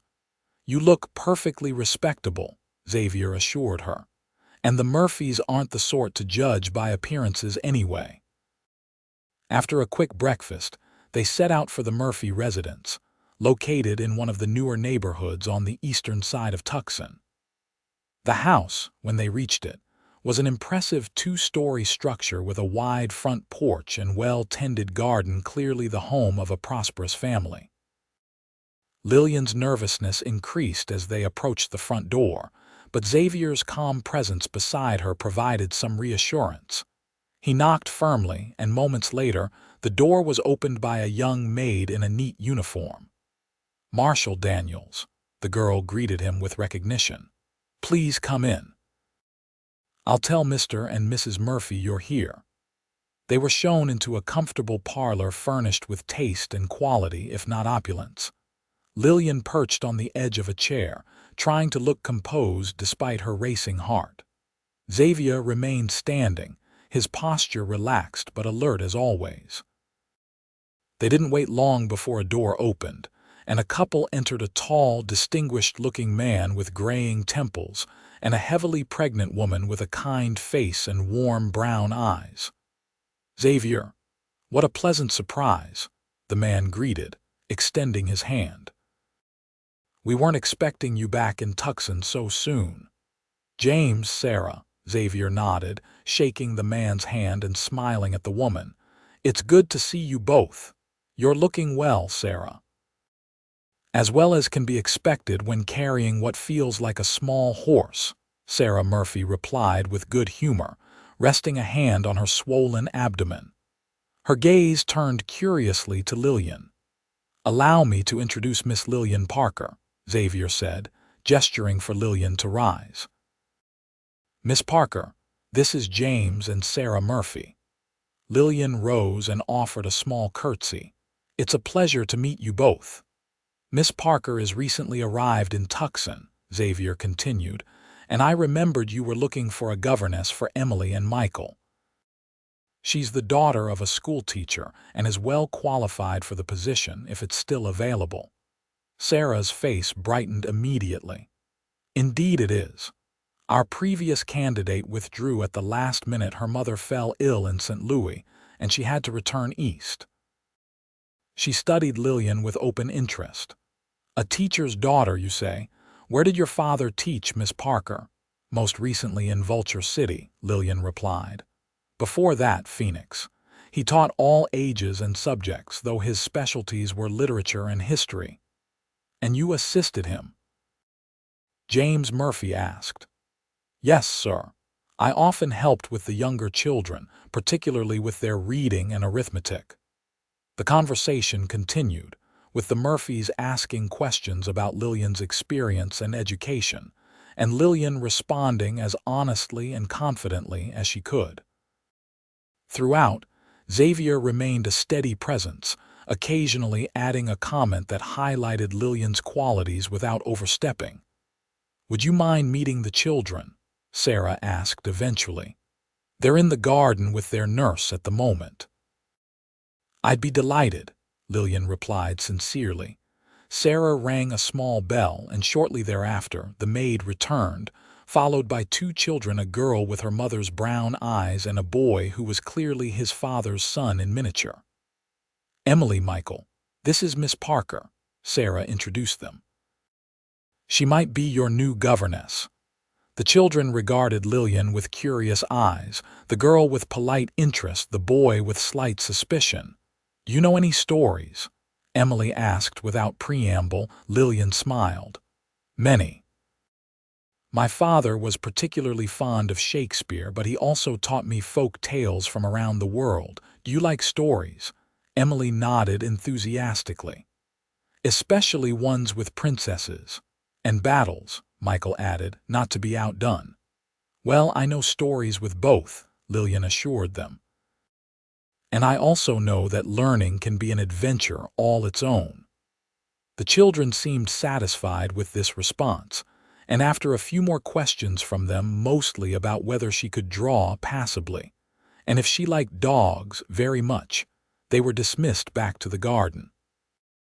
They seem taken with you, Sarah observed with a smile. And I must say, so am I. When could you start? Lillian blinked, surprised by the quick decision. Whenever you wish, Mrs. Murphy. Would tomorrow be too soon? Sarah asked. We have a small cottage on the property that serves as the governess's quarters. It's nothing grand, but it's clean and comfortable. You'd have your privacy there, with meals taken with us in the main house. Tomorrow would be fine, Lillian agreed, still somewhat stunned by how quickly everything was falling into place. Excellent. James clapped his hands together once. Let's discuss terms, shall we? The salary they offered was more than generous, far beyond what Lillian had expected. In addition to room and board, she would receive a monthly stipend that would allow her to save significantly and even purchase necessities like new clothing immediately. We'll expect you tomorrow morning then, Sarah concluded after the details were settled. Around 9 would be perfect. As they took their leave, Lillian felt as if she were walking in a dream. Everything had happened so quickly, so smoothly, that it scarcely seemed real. I can't believe it, she said as they walked back toward the hotel. They hired me just like that, without references or anything. My recommendation carries some weight, Xavier explained modestly. And you impressed them with your knowledge and manner. The children liked you too, which was important to Sarah. I'm going to be a governess, Lillian marveled, the reality beginning to sink in. With my own cottage and a real salary. You deserve it, Xavier said firmly. And more. Back at the hotel, Xavier informed her that he would be visiting his parents' ranch for the remainder of the day but would return in the evening. We should celebrate your new position, he suggested. There's a decent restaurant near the hotel that serves an excellent beefsteak. I'd like that, Lillian agreed, trying to ignore the flutter in her stomach at the thought of dining alone with him in a more formal setting than they had yet experienced together. Left to her own devices for the afternoon, Lillian ventured out to explore the town that would now be her home. Tucson in 1878 was a vibrant community, still somewhat rough around the edges but with clear aspirations toward civilization and culture. She found shops selling clothing, books, household goods, all the necessities and small luxuries that had been unavailable to her in Vulture City. With the coin Xavier had given her and the small purse from Mrs. Beach, Lillian purchased a new ribbon for her hair and a simple but pretty shawl that would add some respectability to her worn dress until she received her first wages and could afford more substantial purchases. As she wandered the streets, she found herself imagining a future here teaching the Murphy children, perhaps eventually taking a position at the school, building a life of dignity and purpose. And somewhere in these imaginings, Xavier Daniels kept appearing, though Lillian tried to remind herself that his involvement in her life was temporary, a kindness extended to someone in need rather than anything more personal. That evening, dressed in her freshened blue dress with the new ribbon in her hair and the shawl around her shoulders, Lillian waited in the hotel lobby for Xavier's return. When he appeared, freshly changed from his visit to his parents' ranch, she was struck again by his handsome appearance, the broad shoulders, the strong jawline softened slightly by his smile, the piercing blue eyes that seemed to see more than most. You look lovely, he said as he approached, his gaze taking in the small additions to her outfit. "Thank you," Lillian replied, feeling a blush rise to her cheeks. "I thought I should make an effort for our celebration dinner. Shall we?" Xavier offered his arm, which Lillian took with only slight hesitation. The restaurant was indeed a cut above the hotel dining room, not luxurious by Eastern standards, perhaps, but clearly one of the better establishments in Tucson. They were seated at a quiet corner table, and Xavier ordered for them with the ease of a regular patron. "What did your parents think of your sudden return to Tucson?" Lillian asked as they waited for their meal. "They were surprised but pleased," Xavier replied. "My mother immediately invited me to bring you to Sunday dinner." Lillian's eyes widened. "Me? But why would she?" She stopped, realizing the implication. "What exactly did you tell them about me?" Xavier had the grace to look slightly embarrassed. "The truth that I met you in Vulture City, that you needed help, and that I brought you to Tucson for the position with the Murphys. And from that, your mother concluded that I might have a particular interest in your welfare," Xavier admitted. "My mother has a tendency to read between lines that may not exist." "I see," Lillian said carefully, unsure whether to be amused or concerned by this revelation. "You don't have to accept the invitation," Xavier assured her quickly. "I told her you'd be settling into your new position and might not be available." "No, I'd like to meet them," Lillian surprised herself by saying. "If the Murphys don't object to my taking a Sunday afternoon off, that is." Xavier's expression brightened. "I'm sure they won't. They're not the sort to begrudge their staff reasonable time off." He paused, then added more seriously, "My parents will like you, and you might enjoy the chance to get away from town occasionally." Their meal arrived, excellent beefsteak as promised, with potatoes, fresh vegetables, and hot rolls. As they ate, the conversation flowed easily between them, touching on subjects from Tucson's history to books they had both read to humorous anecdotes from Xavier's work as a marshal. "What will you do now?" Lillian asked as they lingered over coffee after their meal. "Return to your regular duties." "Eventually," Xavier nodded. "I have some paperwork to complete tomorrow regarding the prisoner I transported to Prescott, and then I'll likely be assigned another case." The thought of him leaving, riding out of town on some potentially dangerous assignment created an unexpected tightness in Lillian's chest. "Your work sounds hazardous at times." "It can be," Xavier acknowledged. "But most of it is routine, enforcing the law, mediating disputes, escorting prisoners. The dangerous parts make for better stories, but they're not the majority of what I do." "Still, you must be careful," Lillian said, the words escaping before she could consider their implication. Xavier's expression softened. "I am. I have responsibilities that make me cautious." There was something in his tone, a warmth, a hint of meaning beyond the obvious that made Lillian's heart beat faster. But before she could respond, or even decide if she should, he changed the subject. "Tell me about your plans now that you have the position with the Murphys." Grateful for the shift to safer ground, Lillian outlined her immediate goals, establishing a good rapport with the children, developing an educational plan based on their current knowledge and needs, perhaps starting a small kitchen garden at her cottage, as she'd always enjoyed growing things. "You'll do well there," Xavier said confidently. "The Murphys are good people, and they'll appreciate your dedication." As the evening concluded and they walked back to the hotel, Lillian was acutely aware of Xavier's presence beside her, the solid dependability of him, the way he adjusted his stride to match hers, the subtle protective way he positioned himself between her and the street. At her door they paused, an air of expectancy hanging between them. "Thank you for dinner," Lillian said softly, "and for everything else. I don't know how I can ever repay you for your kindness."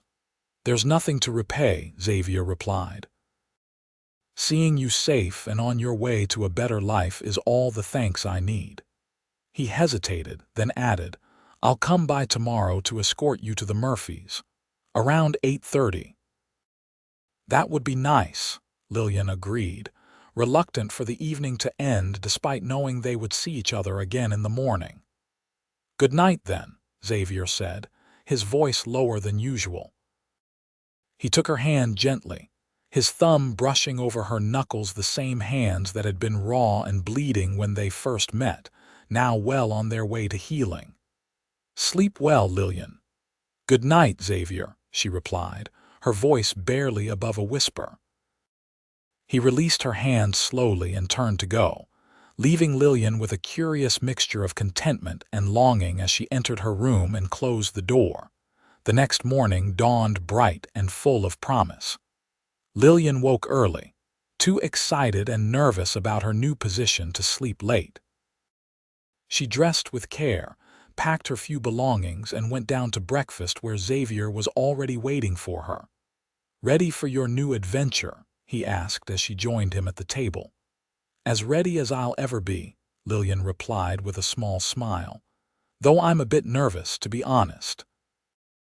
"That's natural," Xavier assured her, "but you'll do fine. The Murphys are good judges of character, and they wouldn't have hired you if they didn't believe you were right for the position." After breakfast, Xavier insisted on paying her hotel bill despite her protests. "Consider it a welcoming gift to Tucson," he said firmly. They walked to the Murphy residence, arriving precisely at 9 as arranged. Sarah Murphy greeted them warmly, immediately calling for the maid to show Lillian to her cottage while she and Xavier discussed some matter of town business. The cottage was a short walk from the main house, a neat, whitewashed structure with a small porch, situated beneath a sprawling oak tree. Inside, Lillian found it to be exactly as Sarah had described.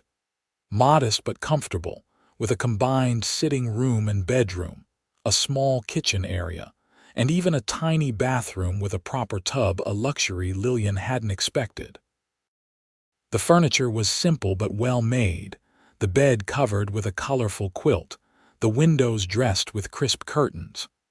There were fresh flowers on the small table, a shelf with a few books, and even a writing desk in the corner. After the closet-like space at Madame Gertrude's, it seemed like a palace. "Is it to your liking, miss?" the maid asked as Lillian took it all in. "It's wonderful," Lillian replied sincerely. "Far more than I expected, Mrs. Murphy had it prepared specially yesterday afternoon," the maid informed her. "She wanted you to feel welcome." After unpacking her meager belongings, a process that took all of 5 minutes, Lillian returned to the main house where she found Xavier preparing to leave. "I have to report to the marshal's office," he explained, "but I wanted to make sure you were settled first." "The cottage is lovely," Lillian told him. "I can't believe how fortunate I am." Xavier smiled, clearly pleased by her happiness. "Good, I'm glad you approve." He hesitated, then added, "I'll be in town for the next few days at least, handling paperwork and local matters. Perhaps we could have dinner again, or I could show you more of Tucson." The invitation sent a warmth through Lillian that had nothing to do with the Arizona sun. "I'd like that," she said simply. "I'll call on you tomorrow evening then," Xavier confirmed. "Around 6. I'll look forward to it." With a tip of his hat and a last smile, Xavier departed, leaving Lillian to begin her new duties as governess to the Murphy children. The day passed in a whirlwind of introductions and orientations. Sarah Murphy showed Lillian the schoolroom, a bright, airy space on the second floor of the main house, well stocked with books, maps, and educational materials. The children, Emily and Michael, were initially reserved but warmed considerably when Lillian suggested they might begin their lessons the following day with a story about ancient explorers. By evening, Lillian was exhausted but happy. She returned to her cottage, marveling again at her good fortune. From the desperation and pain of just days ago to this, a respectable position, comfortable accommodations, and the beginning of what felt like a real life. And through it all, the steady presence of Xavier Daniels, whose kindness had transformed her world. As she prepared for bed, Lillian found herself thinking of him, his blue eyes, his gentle hands tending to her wounds, his unwavering determination to see her safely established in a better situation. Was it gratitude she felt, or something more? And if it was something more, was she ready for it? After the trauma of the past months, could she trust these new feelings? The questions followed her into sleep, where she dreamed of riding across open country with Xavier beside her, both of them free and unafraid. The following days fell into a pleasant routine. Lillian began teaching the Murphy children, finding them bright and eager to learn despite their occasional high spirits. Sarah Murphy proved to be a kind and understanding employer, and James Murphy treated Lillian with the same respect he showed any educated professional. True to his word, Xavier called on her the next evening, taking her to a small restaurant that specialized in Mexican cuisine, a new experience for Lillian, who found the spicy flavors exciting and delicious. They talked for hours, their conversation flowing easily from topic to topic, discovering shared interests and playfully debating points of difference. Over the next week, Xavier showed her more of Tucson the Better shops, the town square where concerts were sometimes held, the small but growing library, even the marshal's office where he worked. Each outing deepened their connection, and Lillian found herself increasingly looking forward to the time they spent together. On Sunday, as planned, Xavier arrived to escort her to his parents' ranch. Wearing a new dress purchased with her first advance from the Murphys, a pretty green calico that complemented her auburn hair, Lillian felt both nervous and excited about meeting his family. The Daniels Ranch was located about 5 miles outside of Tucson, a substantial property with a large main house, several barns and outbuildings, and extensive grazing land. As they approached on horseback, Lillian could see cattle in the distance and what appeared to be a small orchard near the house. "It's beautiful," she commented. "Has your family always lived here?" "My father built the original house when he first claimed the land 25 years ago," Xavier explained. "It was much smaller than just 2 rooms. He's added to it over the years as the family grew and the ranch prospered." They were greeted at the door by a tall, silver-haired man with Xavier's blue eyes, and a woman with a kind face and the same curl to her hair that Xavier had inherited. "Mother, father, this is Miss Lillian Parker," Xavier introduced her. "Lillian, my parents, George and Alina Daniels." "We're so pleased to meet you, my dear," Alina said warmly, taking Lillian's hands in hers. "Xavier has told us so much about you." "All good things, I hope," Lillian replied with a smile. "Primarily that you're too good for the likes of him," George said with a wink, earning a mock glare from his son. "Welcome to our home." The inside of the ranch house was comfortably furnished with a mix of practical pieces and cherished heirlooms.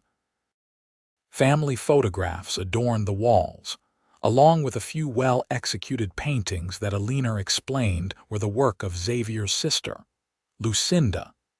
Dinner was a lively affair, with Xavier's 2 younger brothers Nathan and Benjamin joining them.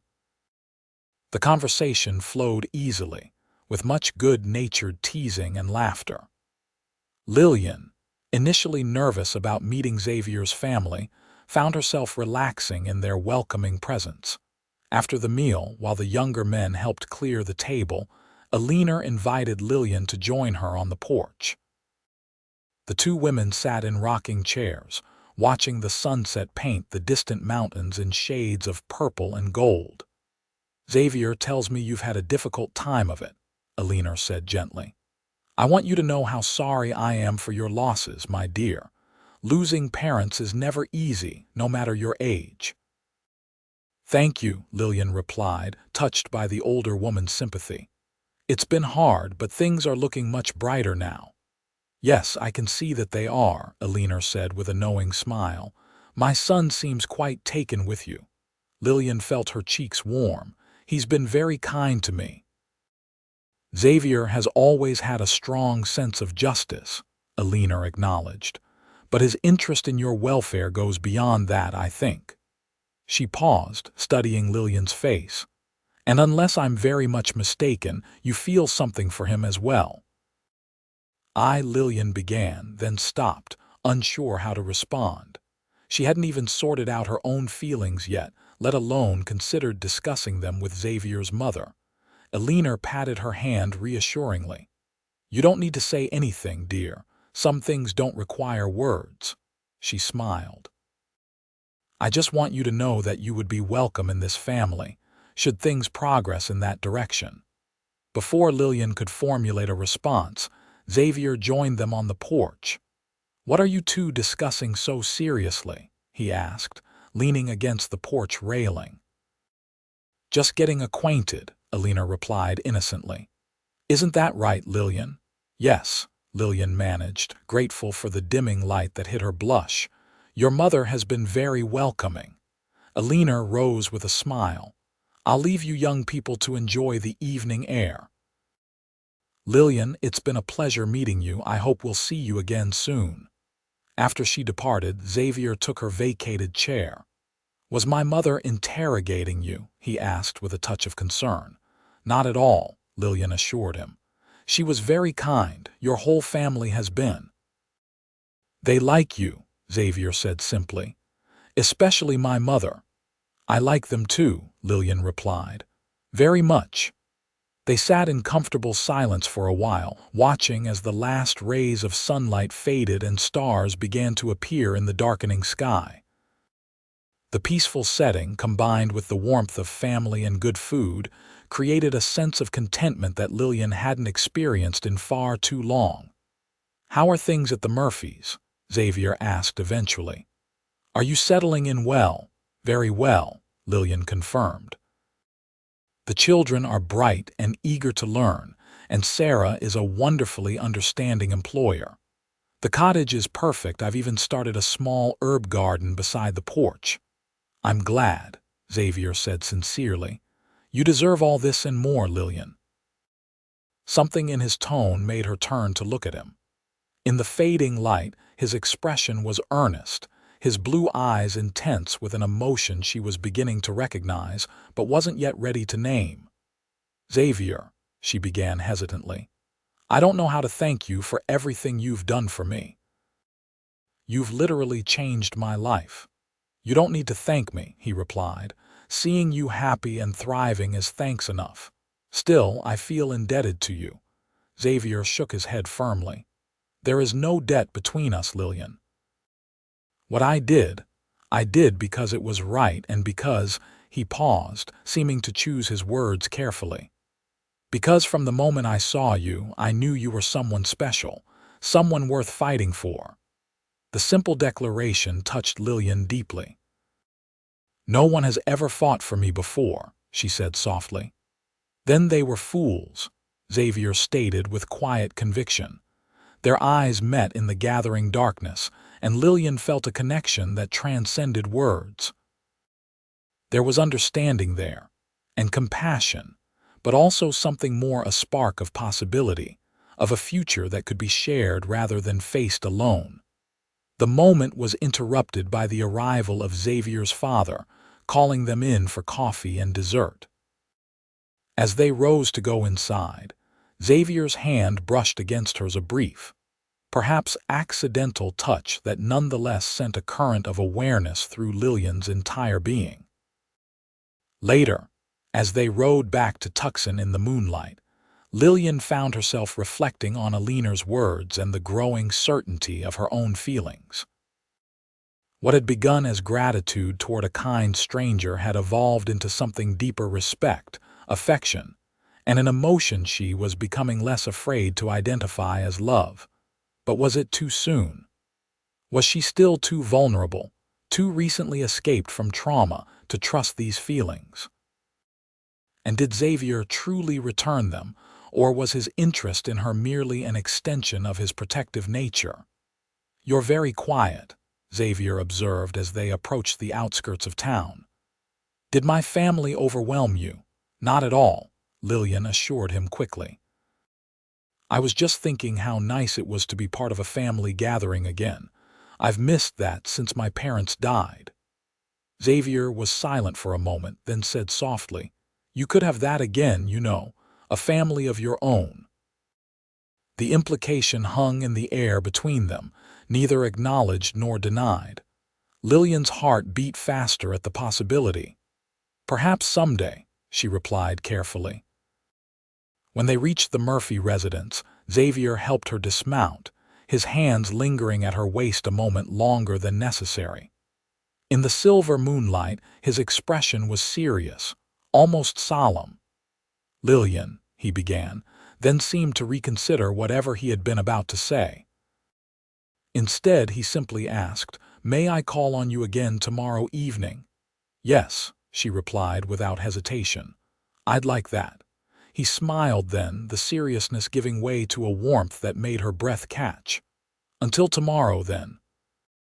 Impulsively, Lillian rose on tiptoe and pressed a quick kiss to his cheek. "Thank you for today," she whispered, then turned and hurried toward her cottage before she could see his reaction. Inside, her heart pounding with the boldness of her action, Lillian leaned against the closed door and allowed herself to acknowledge what she had been avoiding. She was falling in love with Xavier Daniels. And based on the way he looked at her, the care he showed for her, and the words unspoken between them, he might just be falling in love with her too. The thought was both exhilarating and terrifying. After so much loss and pain, could she really be finding happiness so unexpectedly? And was she brave enough to reach for it? As she prepared for bed, Lillian looked at her hands in the lamplight. They were almost completely healed now, the skin smooth and whole again where once it had been raw and bleeding. "These hands will heal," Xavier had said when they first met. And they had not just her hands, but her spirit as well. Perhaps it was time to trust that the rest of her could heal too: her heart, her capacity for love, her ability to build a future beyond mere survival. Perhaps it was time to believe that she deserved not just safety and respect, but happiness and love as well. With that thought warming her like a promise, Lillian extinguished the lamp and drifted into peaceful sleep. Over the next few weeks, Lillian's new life in Tucson blossomed in ways she could scarcely have imagined. Her work with the Murphy children was rewarding, her cottage becoming more of a home with each passing day, and her friendship with Xavier deepening into something precious and profound. They fell into a pattern: Xavier would call on her most evenings, sometimes taking her to dinner or a local entertainment, other times simply joining her on the porch of her cottage for conversation that stretched late into the night. On Sundays, they often visited his parents' ranch, where Lillian was increasingly treated like a member of the family. As September turned to October, the desert heat began to moderate, making their outdoor excursions more comfortable. They rode together on the outskirts of town, explored the foothills of the nearby mountains, and once even had a picnic beside a small, hidden spring that Xavier had discovered years before. It was during this picnic, with the afternoon sun filtering through the leaves of the cottonwood trees that surrounded the spring, that Xavier finally spoke the words that had been hovering unspoken between them for weeks. "Lillian," he began, his voice uncharacteristically hesitant, "I need to tell you something." She looked up from arranging the remains of their meal back into the basket, struck by the seriousness of his tone. "What is it?" Xavier moved to sit beside her on the blanket they had spread on the ground, taking both her hands in his. From the moment I first saw you in that boarding house, something inside me recognized you. Not just that you needed help, but that you were someone important. Someone who could matter to me in ways I hadn't expected. Lillian's heart began to race, but she remained silent, sensing he needed to say everything that was in his mind. I know it hasn't been long, he continued, his thumbs gently caressing the backs of her hands. And I understand if you think it's too soon or if you don't feel the same way, but I can't keep pretending that what I feel for you is just friendship or concern. His blue eyes met hers directly. I love you, Lillian. I love your strength, your intelligence, your kindness. I love the way you've rebuilt your life with such grace and determination. I love everything about you. The simple, heartfelt declaration brought tears to Lillian's eyes. For a moment, she couldn't speak, overcome by the emotions his words had unleashed. If you don't feel the same, Xavier said quickly, misinterpreting her silence, I understand completely. The last thing I want is to make you uncomfortable or Xavier, Lillian interrupted, finding her voice at last. I love you too. Now it was his turn to look stunned. You do? Yes, she confirmed, a smile breaking through her tears. I think I started falling in love with you the moment you took my hands and said they would heal. No one had shown me such kindness in so long, and there was something in your eyes, a goodness that I recognized and trusted immediately. Xavier's expression transformed with joy and relief. Gently, he reached up to brush away a tear from her cheek. May I kiss you, Lillian? He asked softly. In answer, she leaned forward, closing the distance between them. Their first kiss was gentle, almost reverent, a tender exploration rather than a passionate claim. But as Lillian's arms wound around Xavier's neck and his hands came to rest at her waist, the kiss deepened, expressing all the feelings that had been building between them since their first meeting. When they finally parted, both slightly breathless, Xavier rested his forehead against hers. I've wanted to do that for so long, he admitted. Why did you wait? Lillian asked, curious rather than accusatory. I needed to be sure you were ready, Xavier explained. After everything you'd been through, I didn't want to take advantage of your vulnerability or gratitude. I wanted you to have time to build your new life, to be certain of your own feelings. His consideration touched her deeply. Thank you for that, she said softly. But I am certain, Xavier. I love you. Not just because you helped me, but because of who you are, honorable, kind, strong, and good. Xavier kissed her again, more confidently this time, his arms encircling her completely as if he couldn't bear any distance between them. Lillian surrendered to the embrace, feeling safe and cherished in a way she had never experienced before. When they eventually packed up their picnic and rode back toward town, there was a new awareness between them, a joyful recognition of feelings shared, and a future suddenly rich with possibilities. Xavier's hand sought hers whenever they rode side by side, and Lillian found herself smiling for no reason other than the simple happiness of being alive and in love. That evening, as they sat on the porch of Lillian's cottage watching the sunset, Xavier raised the subject of their future. I know this is sudden, he began, and I don't want to rush you, but I want you to know my intentions are serious, Lillian. I want a life with you, marriage, a home, children if you want them. Everything. Lillian's heart swelled with emotion. I want that too, she said softly. More than I can say. Then, Xavier said, reaching into his pocket and producing a small velvet box, would you do me the extraordinary honor of becoming my wife?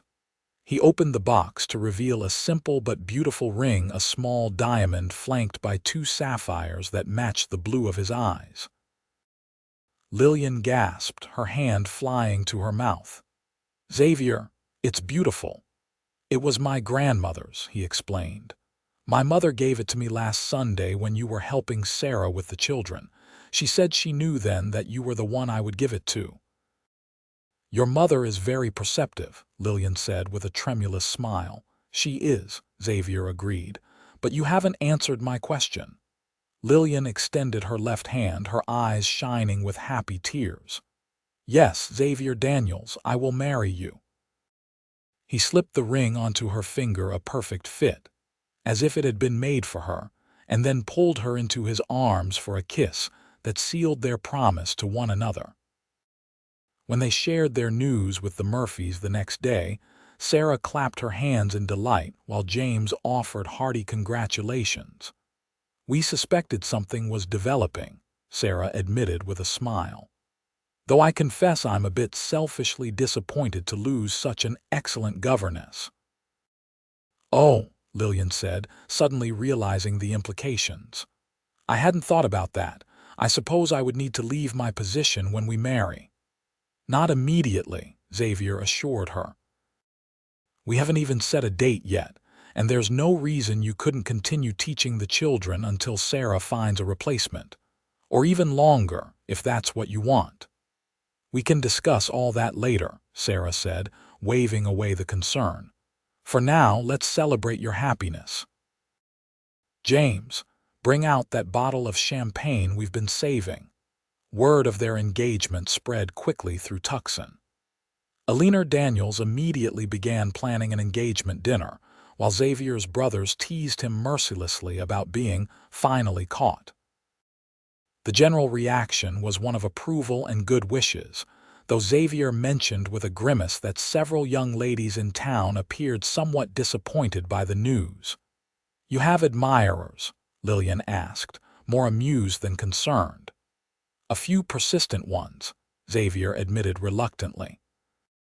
Being one of the few unmarried men with a respectable position in town has its drawbacks. Well, they'll have to find someone else to set their caps for now, Lillian said with mock severity. You're spoken for, Marshal Daniels. Happily so, Miss Parker, Xavier replied, pulling her close for a kiss that left no doubt about his feelings on the matter. They decided on a December wedding, not quite a year since Lillian had lost her parents, but enough time for proper preparations, and for Lillian to feel she had honored their memory. The ceremony would be held at the small church in Tucson, followed by a reception at the Daniels Ranch. As the weeks passed, Lillian found herself busier than ever, balancing her teaching duties with wedding preparations. Xavier took charge of many of the arrangements, treating Lillian like the daughter she'd always wanted, while Sarah Murphy insisted on providing Lillian's wedding dress, a gift she claimed was selfish, as she would enjoy the process of designing and creating it almost as much as Lillian would enjoy wearing it. Besides, Sarah added with a wink, now that I've had this little one, she gestured to her newborn son, born healthy in late September, I can finally fit into my sewing chair again.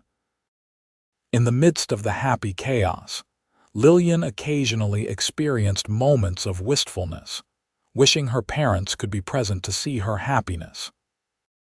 During one such moment, as she sat alone on the porch of her cottage sorting through some of her mother's recipes she hoped to use in her new home, Xavier found her with tears in her eyes. What is it, love? He asked, immediately concerned.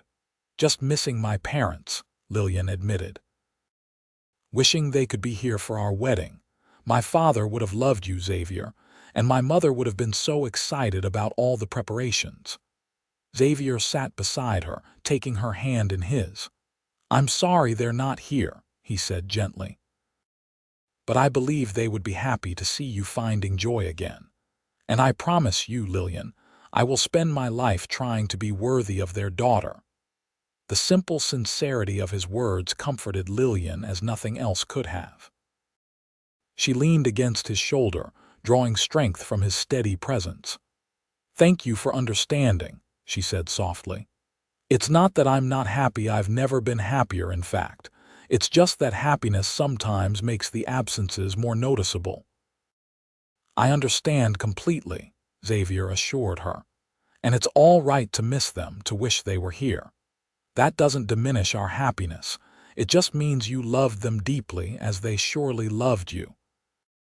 Once again, Lillian marveled at the man she had agreed to marry, his compassion, his insight, his ability to understand exactly what she needed to hear. How fortunate she was to have found him, or rather, to have been found by him in her darkest hour. As December approached, the weather cooled further, bringing crisp nights and pleasantly mild days. Tucson began to prepare for the holiday season, with festive decorations appearing in shop windows and special church services planned. The Murphy children, now deeply attached to Lillian, insisted on making decorations for her cottage and wedding gifts for both her and Xavier. 2 weeks before the wedding, Xavier received orders that threatened their careful plans. He was to escort a high-profile prisoner to Santa Fe, a journey that would take at least a week each way. "I'll refuse," he told Lillian firmly when he broke the news. "They can send someone else. I'm not leaving that close to our wedding." "Can you do that?" Lillian asked, concerned about the implications for his career. Xavier hesitated. "I can request a replacement, cite our upcoming marriage as the reason, but it might not reflect well on me. This prisoner is particularly dangerous. They want their most experienced marshals handling the transport." Lillian considered this. "How soon would you have to leave?" "Tomorrow morning," Xavier replied grimly. "And if all goes perfectly, I'd be back 3 days before the wedding." "If all goes perfectly," Lillian repeated, hearing the unspoken concern. "And if it doesn't?" "Then I might cut it very close," Xavier admitted. "Or in the worst case be slightly delayed." The thought of their wedding day arriving without Xavier present made Lillian's stomach clench with anxiety. Yet she understood the importance of his duty and the pride he took in fulfilling his responsibilities. "I think you should go," she said finally. "If they specifically requested you, it must be important, and 3 days should be enough of a buffer for any minor delays." Xavier studied her face. "Are you sure?" "I'll stay if you want me to, Lillian. Nothing is more important to me than you, not even my job." The declaration touched her deeply. "I know that," she assured him, "and that's why I'm comfortable with you going. I trust you to come back to me as quickly as possible." "I will," Xavier promised fervently. "Wild horses couldn't keep me away from our wedding day." They spent that evening together at Lillian's cottage, savoring each moment before their separation. Xavier held her close, his kisses more urgent than usual, as if trying to store up enough affection to last through their time apart. "I love you," he whispered as he finally prepared to leave, the night growing late. "And I'll be thinking of you every moment until I return." "I love you too," Lillian replied, trying to be brave despite the anxiety gnawing at her. "Be safe, Xavier. Come back to me." "Always," he promised, kissing her one last time before reluctantly departing. The next 2 weeks were the longest of Lillian's life. She threw herself into wedding preparations and her teaching duties, trying to stay busy enough to keep worry at bay. Elena and Sarah were towers of strength, keeping her involved in decisions about flowers and food, ensuring she was never alone for too long with her thoughts. A letter arrived from Xavier after a weak brief, but reassuring, stating that they had reached Santa Fe safely and would begin the return journey the next day. The prisoner, a notorious bank robber named Jenkins, was securely in custody, and if the weather held, they should make good time on the return trip. Lillian read and reread the letter until she knew every word by heart, taking comfort in the knowledge that half of Xavier's journey was complete without incident. But as the days passed and the wedding grew closer, her anxiety returned. The weather around Tucson had turned unexpectedly stormy, with reports of heavy rain to the north. Would Xavier's party encounter the same conditions? Would it slow their progress? 3 days before the wedding, the day Xavier had estimated he would return, Lillian waited anxiously at the Murphy house, unable to concentrate on her lessons with the children. Every hoofbeat on the road made her heart leap, only to sink again when it proved to be someone else passing by. By sunset, there was still no sign of him. Sarah, seeing Lillian's distress, insisted she stay for dinner, providing distraction in the form of final wedding details and the antics of baby Joseph, now 3 months old and beginning to smile responsively. "He'll be here," Sarah assured her as Lillian prepared to return to her cottage. "Xavier Daniels is not a man who breaks his promises." The next day passed in the same fashion, with no word from Xavier. Lillian alternated between worry and determined optimism, reminding herself that delays were common in travel, especially with a prisoner in tow and potentially bad weather to contend with. By the day before the wedding, however, her composure was beginning to crack. The wedding dress hung ready in her cottage, the church was decorated, food was being prepared at the Daniels Ranch for the reception, everything was in place except the groom. Eleanor arrived at the cottage mid-morning, her expression a careful mask of calm that didn't quite reach her eyes. "No word yet, none," Lillian confirmed, trying to keep her voice steady. "Do you think?" "I think my son would move heaven and earth to be here tomorrow," Eleanor said firmly. "And I think we should proceed as if he'll walk through that door any moment, because he will if it's humanly possible." Her confidence bolstered Lillian's spirits slightly. "You're right. He'll be here."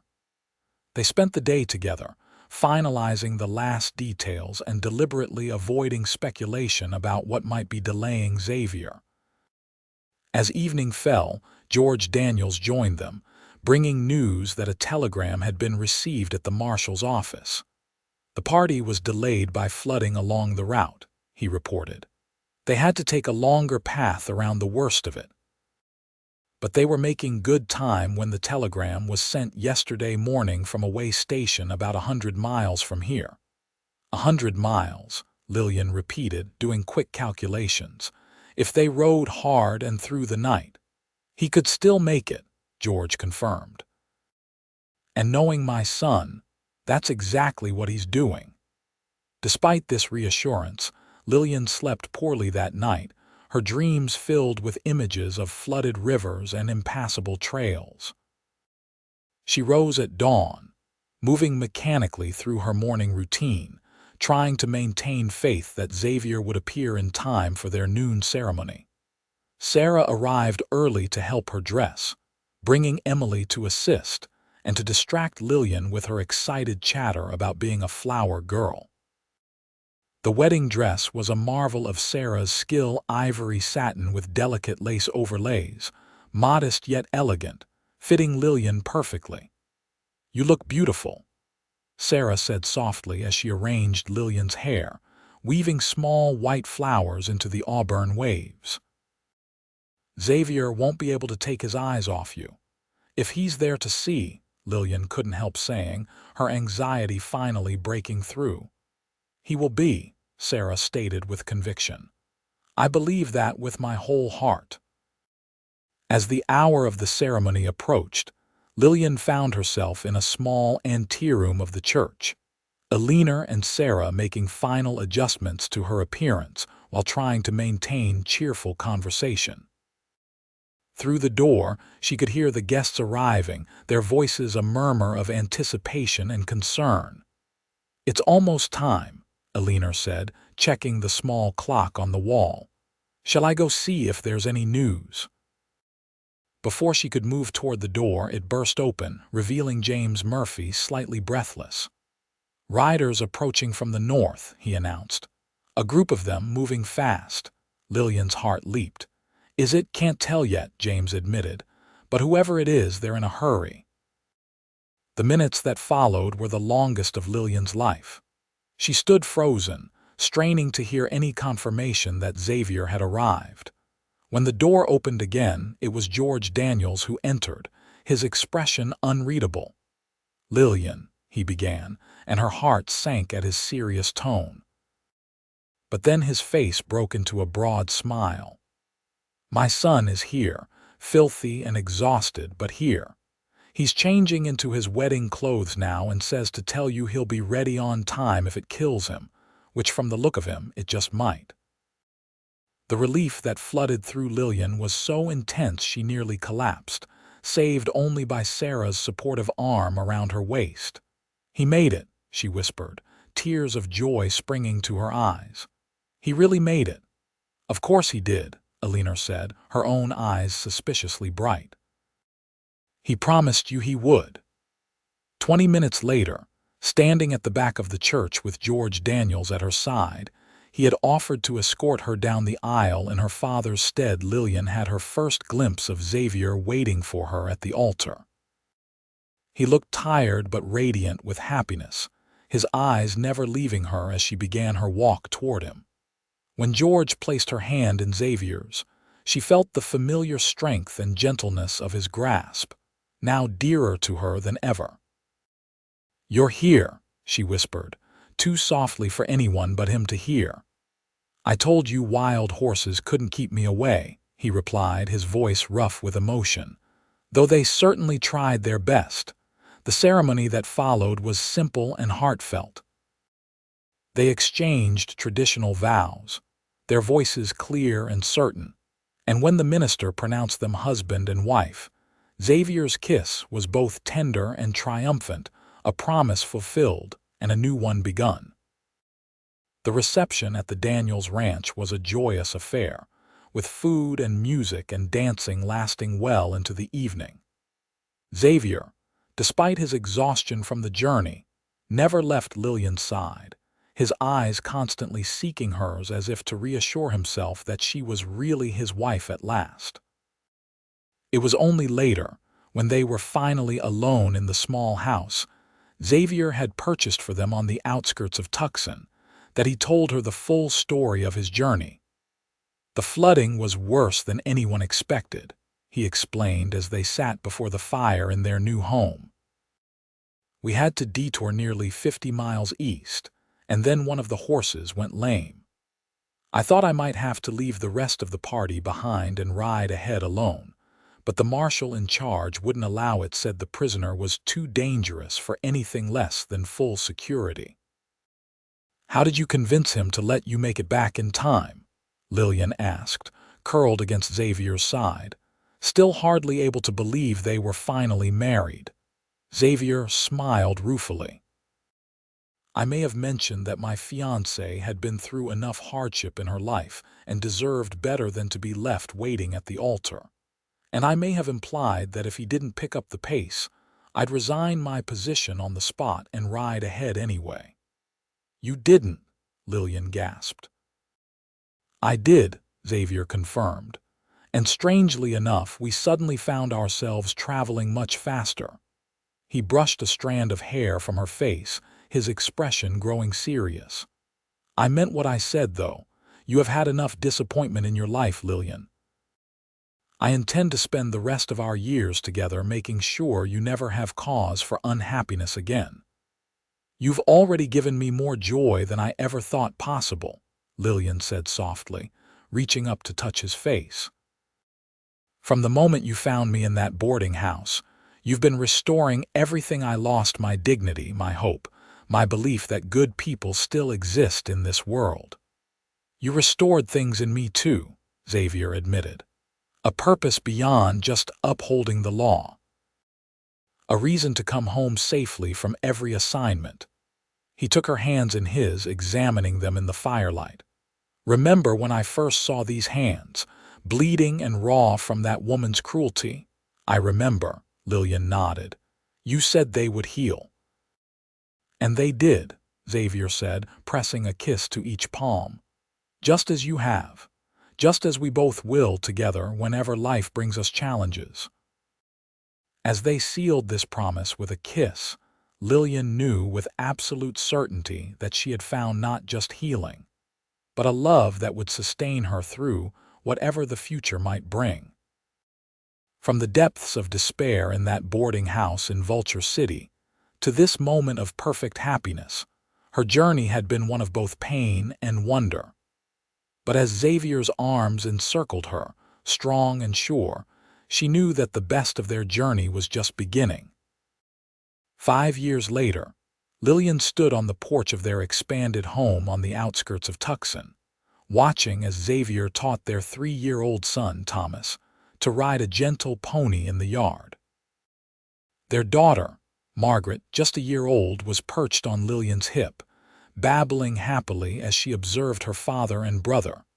The years had been kind to them. Xavier had eventually accepted a position as the head marshal in Tucson, which kept him closer to home and out of the more dangerous aspects of the job.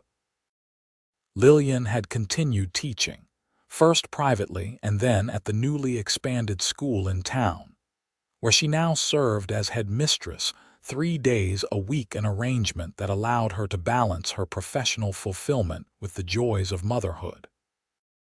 Their home had grown along with their family. Xavier had added 2 bedrooms, a larger kitchen, and a proper study where Lillian prepared her lessons and Xavier handled his paperwork.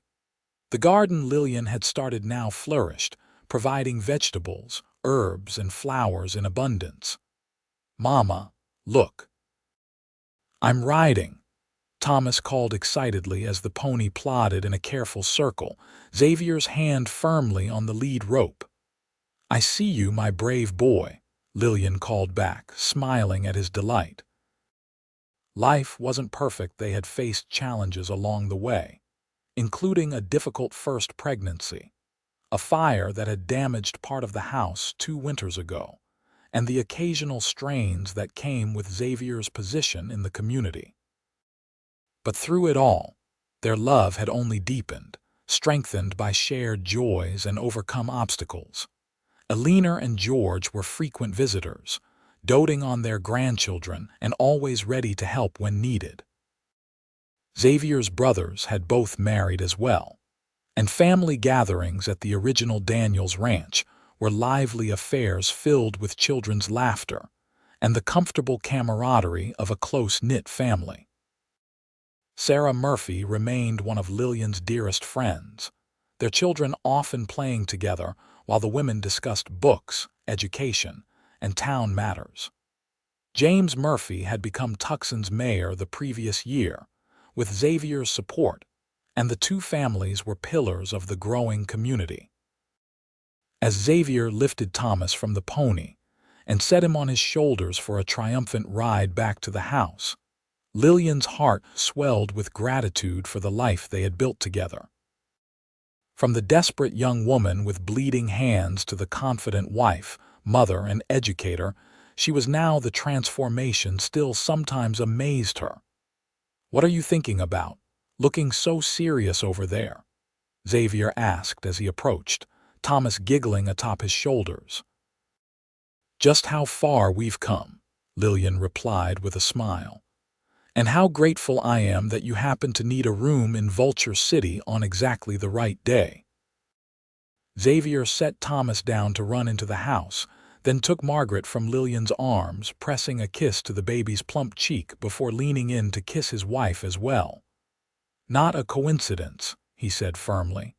"Fate, or providence, or whatever you want to call the force that brings together 2 people who are meant to find each other."